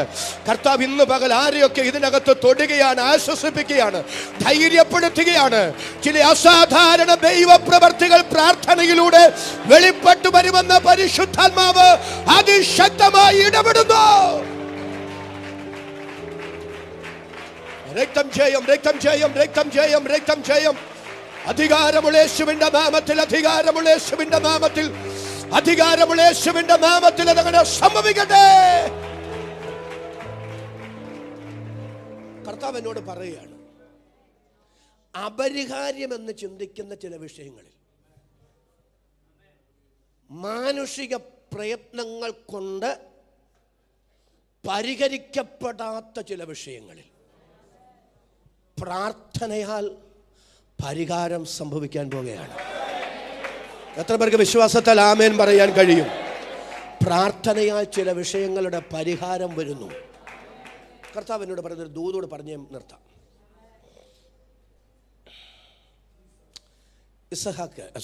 യാക്കോബ് അപ്പൻ്റെ വീട്ടിൽ നിന്ന് അമ്മാച്ചൻ്റെ വീട്ടിലേക്ക് ഒന്ന് സ്തോത്രം ചെയ്ത് പറഞ്ഞ് ഓടിപ്പോകേണ്ടി വന്നു. ഓടിപ്പോകേണ്ടി അമ്മയാ യാക്കോബിനെ നിർബന്ധിച്ച് പറഞ്ഞയക്കുന്നത് അല്ലേ? ആണോ? എൻ്റെ കൂടെ വരുന്നില്ല. അതെ, അമ്മ പറയുന്നൊരു പദമുണ്ട് അവിടെ. ഇവൻ്റെ കോപം മാറിയ ശേഷം. ആരുടെ? ഏശാവിൻ്റെ കോപം മാറിയ ശേഷം.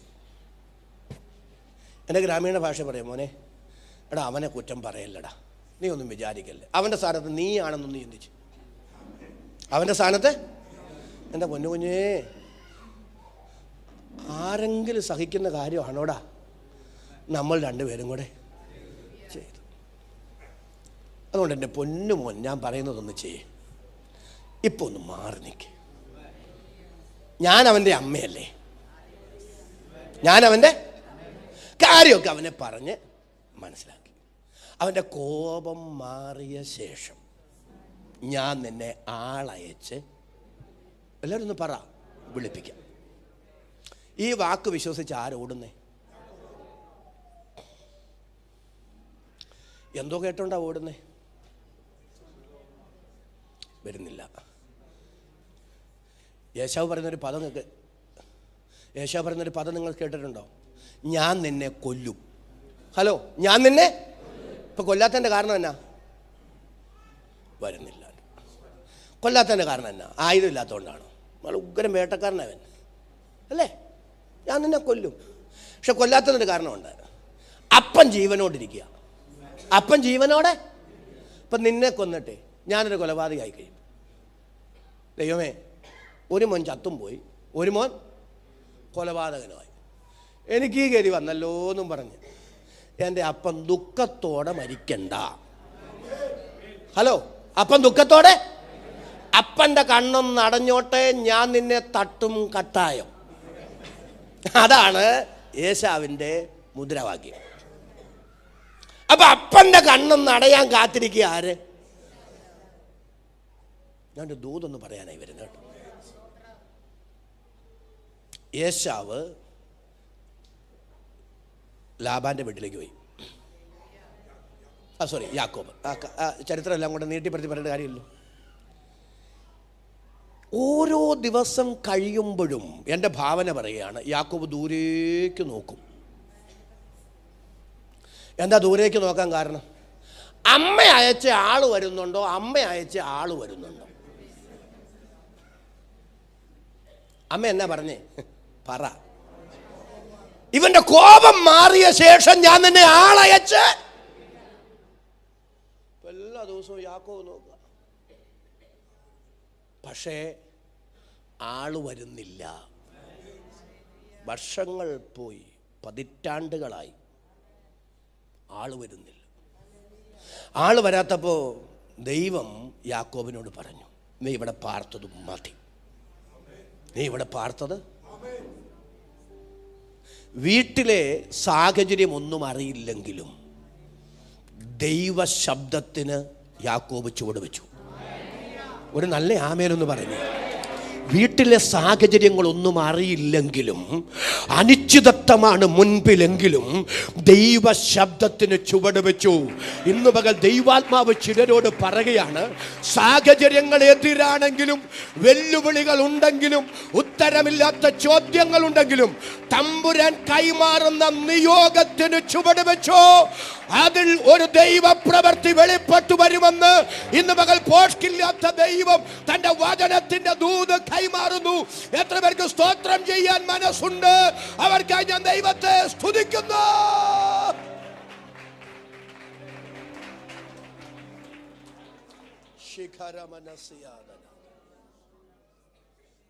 അങ്ങനെ യാത്ര ചെയ്ത് വരുമ്പോ നീ എൻ്റെ ഭാവന പറയാണ്, ഓരോ ദിവസം കഴിയുന്തോറും യാക്കോബിന്റെ ഹാർട്ടിന്റെ ഇടിപ്പ് കൂടുന്നു, കാലിന്റെ വേഗത കുറയുന്നു. കാരണം 10-20 വർഷങ്ങൾക്ക് പിറകിൽ കേട്ടൊരു ശബ്ദം ഇപ്പൊ ഇടിമുഴക്കം പോലെ കാതിൽ വന്ന് മുഴങ്ങുക, ഞാൻ നിന്നെ കൊല്ലും, ഞാൻ നിന്നെ.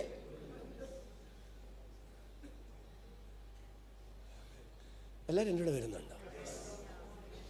ഏതെങ്കിലും ഭയം, ഭീതി, ഇന്നലകളിൽ കേട്ടതോ കണ്ടതോ ആയ കാര്യങ്ങൾ ഹൃദയത്തിനകത്ത് ഭീതിയായി നിങ്ങളെ പിടിച്ചു വച്ചിട്ടുണ്ടെങ്കിൽ ഈ ഉപവാസ പ്രാർത്ഥനയിൽ യേശുവിൻ്റെ നാമത്തിൽ അത് അഴിഞ്ഞു മാറുന്ന പകലായി മാറട്ടെ.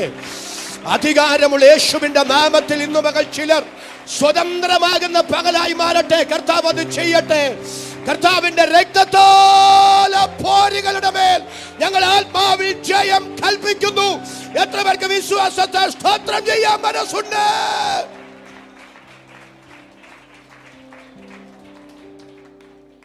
യാക്കോബിന് ഒരു കാര്യം ബോധ്യമായി, അവന്റെ കോപം മാറിയിട്ടില്ല. സ്തോത്രം ചെയ്തേ. പ്രശ്നം കാരണം അമ്മ പറഞ്ഞായിരുന്നു, കോപം മാറിയാൽ. അപ്പൊ ആള് വരാത്തപ്പോ അർത്ഥം എന്നാ?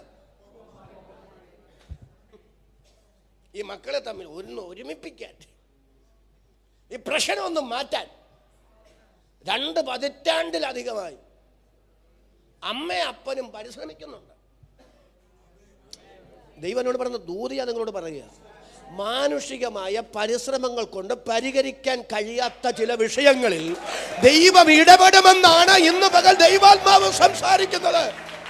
എത്ര പേർക്ക് വിശ്വാസത്താൽ സ്തോത്രം ചെയ്യാൻ കഴിയും? ഇത് ചിലരോടുള്ള ദൈവത്തിന്റെ അരുളപ്പാടാണ്. ചില വിഷയങ്ങൾക്ക് മറുപടി ഉണ്ടെന്ന് ദൈവാത്മാവ് ഇന്ന് പകൽ നിങ്ങൾക്ക് ഉറപ്പു തരികയാണ്.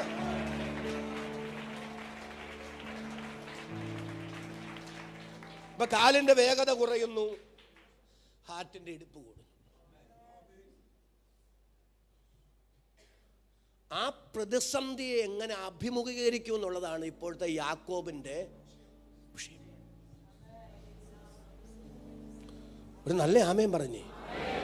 ഓരോ ദിവസത്തെ യാത്ര കഴിയുമ്പോഴും ഒരു വലിയ ആശങ്ക, ദൈവമേ ആ വിഷയത്തെ എങ്ങനെ കൈകാര്യം ചെയ്യും, ആ വിഷയത്തെ എങ്ങനെ അഭിമുഖീകരിക്കും.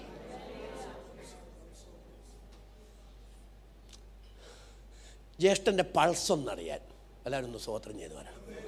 ജ്യേഷ്ഠൻ്റെ പൾസ് ഒന്നറിയാൻ ആളെ വിട്ടു, ദൂതന്മാരെ വിട്ടു. അയ്യോ ആ ഭാവമൊക്കെ വായിച്ചു ഭയങ്കര ചിരി വരും നമുക്ക്.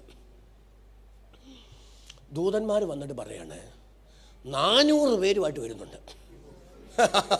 എത്രയാ? എന്താ ദൈവമേ.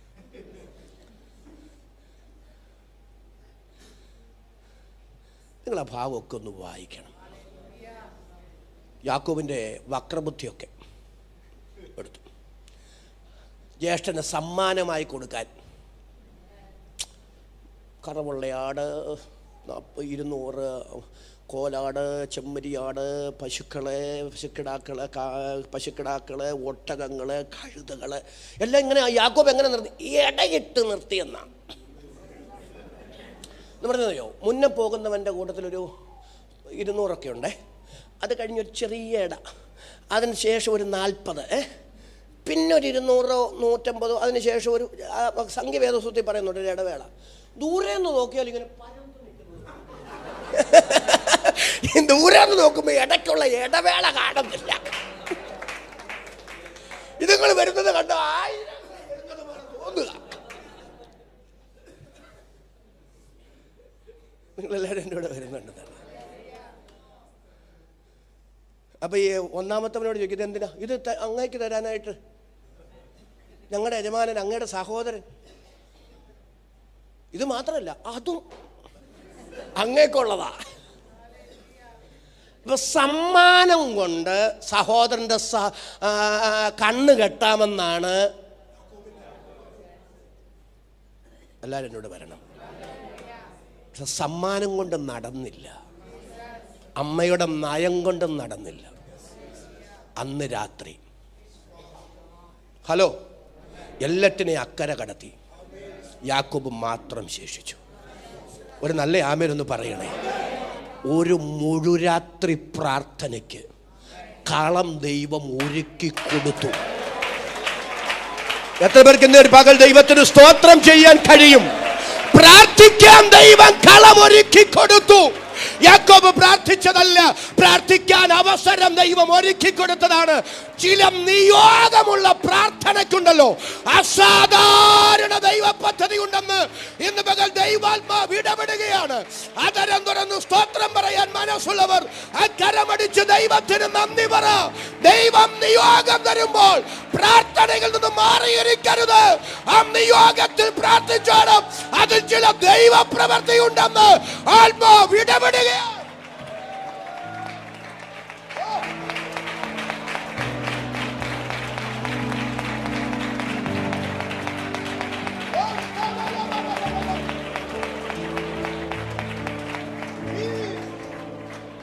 പരിശുദ്ധാത്മാവ് ഒരു ദൂതനോട് പറയാം, ചില നിയോഗങ്ങൾ പിടിച്ചു നിന്നോണം.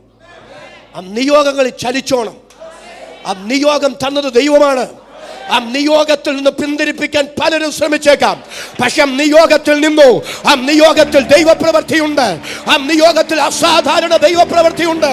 മിനിസ്ട്രിക്ക് മാറ്റമുണ്ട്, ആത്മിക ജീവിതത്തിന് വ്യത്യാസമുണ്ടെന്ന് പരിശുദ്ധാത്മാവ് ഇടപെടുന്നു. എത്ര പേർക്ക് വിശ്വാസത്തെ സ്തോത്രം പറയാൻ ഇന്ന് പകൽ മനസ്സുണ്ട്?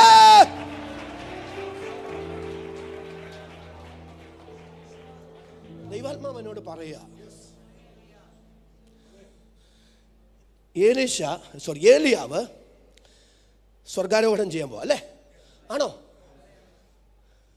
കൂട്ടത്തിൽ ഏലീശ കാണുന്നുണ്ട്. ഇനി നിങ്ങൾ ശ്രദ്ധിക്കണം,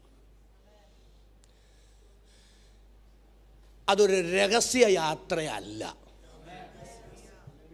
ആണോ? ഇവർ പുറപ്പെടുന്ന ഓരോ സ്ഥലത്തും പ്രവാചക ശിഷ്യന്മാരുണ്ടല്ലോ, ഉണ്ടോ? പുറപ്പെടുമ്പോൾ നമ്മൾ ചെല്ലുന്നിടത്ത് വരെ എന്തുണ്ട്? പ്രവാചക ശിഷ്യന്മാർ. അവരോട് ആരോടെങ്കിലും ഏലീശ പറഞ്ഞു, എൻ്റെ യജമാനൻ ഞാൻ യാത്രയാക്കാൻ പോവാന്ന് പറഞ്ഞോ? പറ. അവരല്ല ഇങ്ങോട്ട് ഏലീശായോട് പറഞ്ഞു, നിന്റെ യജമാനനെ ഇന്ന് നിന്റെ തലക്കിൽ നിന്ന് ദൈവം എടുക്കും, നിനക്കറിയാവോ? അപ്പൊ അവർക്ക് എല്ലാവർക്കും അറിയാം. ഒരു സ്വോത്രം പറഞ്ഞ് ഏലിയാവ് അന്ന്, എല്ലാവരും ഒന്ന് പറ, ഏലിയാവിനെ സ്വർഗം അന്ന് എടുക്കുമെന്ന് എല്ലാവർക്കും അറിയാം. പ്രവാചക ശിഷ്യന്മാർക്ക് എല്ലാവർക്കും അറിയാം. അതൊരു രഹസ്യ സംഭവമല്ല. പക്ഷെ അവരാരും കൂടെ പോയില്ല. എല്ലാവരും ഒന്ന് സ്വോത്രം, അത് പറയാനേ ഞാൻ വന്നേ. അവരാരും കൂടെ പോയില്ല. പക്ഷെ ഏലീശ ഒട്ടിയും പറ്റിയും തട്ടിയും മുട്ടിയും കൂട്ടത്തിൽ നടക്കുകയാണ്.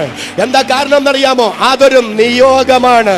നിന്നെ പിടിച്ചിറക്കി ഇതുവരെ നിന്നെ കൊണ്ടുവന്നതിന്റെ പിന്നിൽ ദൈവത്തിനൊരു പദ്ധതിയുണ്ട്. ദൈവത്തിനൊരു പദ്ധതിയുണ്ട്. ആ പദ്ധതിയുടെ സമയമാകുകയാണ്, ആ പദ്ധതിയുടെ കാലമാകുകയാണ്. നിന്റെ മേലൊരു അസാധാരണ പുതപ്പിന്റെ കൈമാറ്റം, ഏലിയാവ് ചെയ്തതിന്റെ ഇരട്ടി ശുശ്രൂഷ, ഒരു ഇരട്ടി പങ്കിന്റെ അഭിഷേകം നിന്റെ മേൽ വീഴാനുള്ള ദൈവത്തിന്റെ സമയമായി. ആ ദൈവിക നിയോഗമാണ് ഇപ്പോൾ ദൈവം തരുന്നത്. ആ നിയോഗത്തിൽ നിന്നുകൊള്ളണമെന്ന്, ആ നിയോഗത്തിൽ മുന്നോട്ട് പോകണമെന്ന് ആത്മാവ് ഇടപെടുന്നു. വിശ്വസിക്കുന്നവർ കരമടിച്ച ധരങ്ങൾ തുറന്ന് ദൈവത്തിന് സ്തോത്രം ചെയ്യും.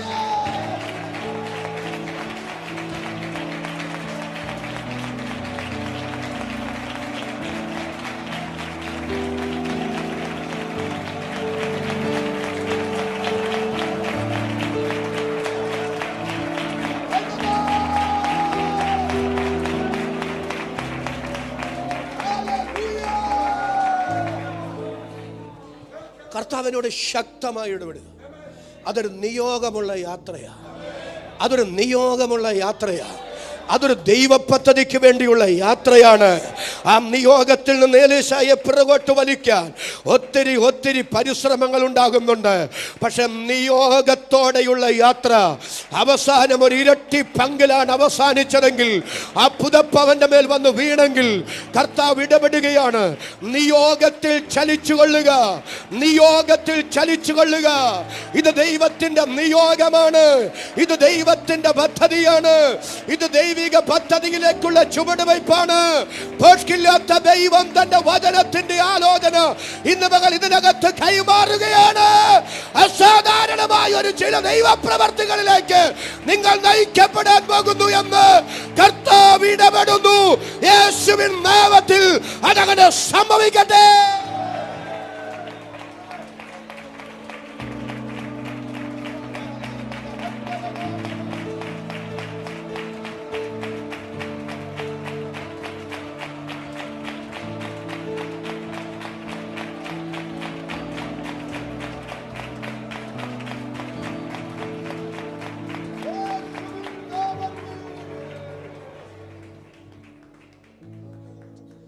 ഞാൻ അവസാനിപ്പിക്കാം.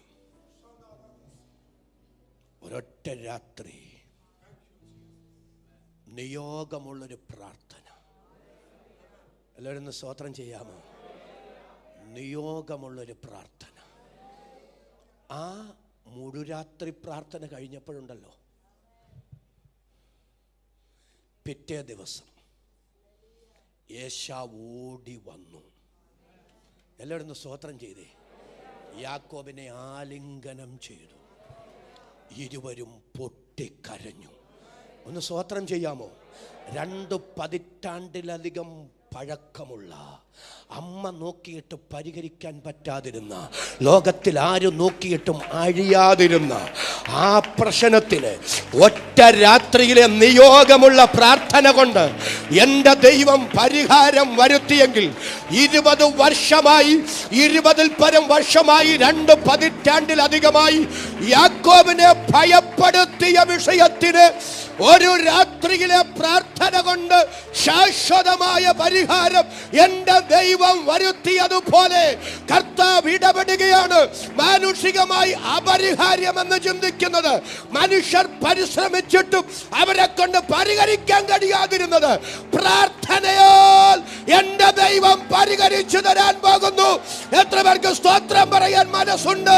അവർ 1 മിനിറ്റ് കൂടെ കരമടിച്ച് ഇന്ന് മകൾ ദൈവത്തിന് സ്തോത്രം ചെയ്യുക.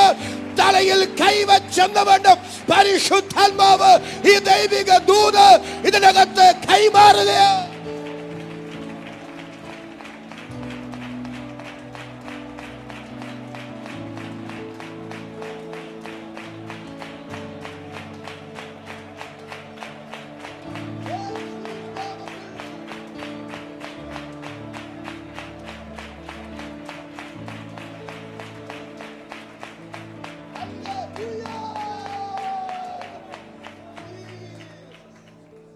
എഴുതി വെച്ചോ ഈ ദൂത്, വർഷങ്ങളുടെ പഴക്കമുള്ളത്,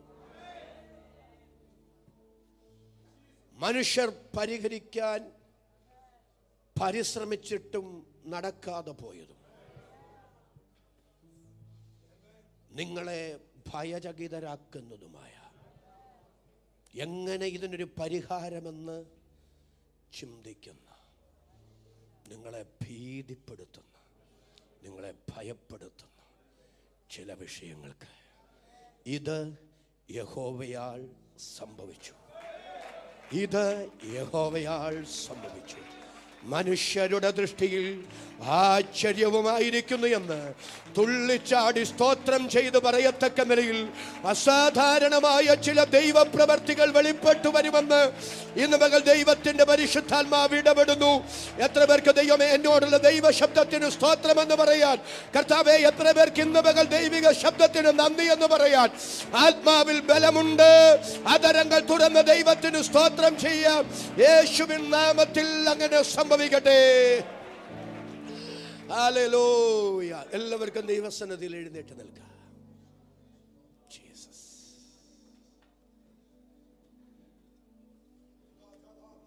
ഞാൻ ഉദ്ദേശിക്കാത്തതും ഞാൻ ചിന്തിക്കാത്തതുമായ, മാനുഷികമായി ഞാൻ പറയാൻ ആഗ്രഹിക്കാത്ത, ചിന്തിക്കാത്ത കാര്യങ്ങളാണ് ഇന്ന് പകൽ ഞാൻ നിങ്ങളോട് പറഞ്ഞത്. ഹൃദയങ്ങളെ അറിയുന്നത് ദൈവമാണ്. നമ്മുടെ സാഹചര്യങ്ങളെ അറിയുന്നത് ദൈവമാണ്. ഇന്ന് പകൽ കൃപ ലഭിച്ച ദൈവമക്കൾ ഒരുമിച്ച് വിളിച്ചു പറ, പ്രാർത്ഥനയിൽ ഞാൻ മടുത്തു പോകില്ല, പ്രാർത്ഥനയിൽ ഞാൻ തളർന്നു പോകില്ല. എൻ്റെ വിഷയത്തിനൊരു മറുപടി ദൈവം തരും. എൻ്റെ ദൈവം, എൻ്റെ ദൈവത്താൽ അസാധ്യമായതൊന്നുമില്ല. പ്രാർത്ഥനയാൽ അസാധ്യങ്ങളെ സാധ്യമാക്കും. പ്രാർത്ഥനയുടെ സാധ്യതകൾ അപാരമാണ്. ഇന്ന് മകൾ പ്രാർത്ഥന മനുഷ്യരായി പുറത്തു പോകാൻ, ഉറപ്പും ധൈര്യവുമുള്ളവരായി പുറത്തു പോകാൻ കർത്താവ് നമ്മെ സഹായിക്കട്ടെ. എല്ലാവരും ദൈവത്തിന് സ്തോത്രം ചെയ്യാം. നമുക്ക് ഒരുമിച്ച് ആത്മാവിനൊന്ന് സന്തോഷിക്കാം. അത്ഭുതകരമായ ദൈവപ്രവർത്തികൾ ഇന്ന് മകൾ ദൈവാത്മാവിനകത്ത് ചെയ്യട്ടെ.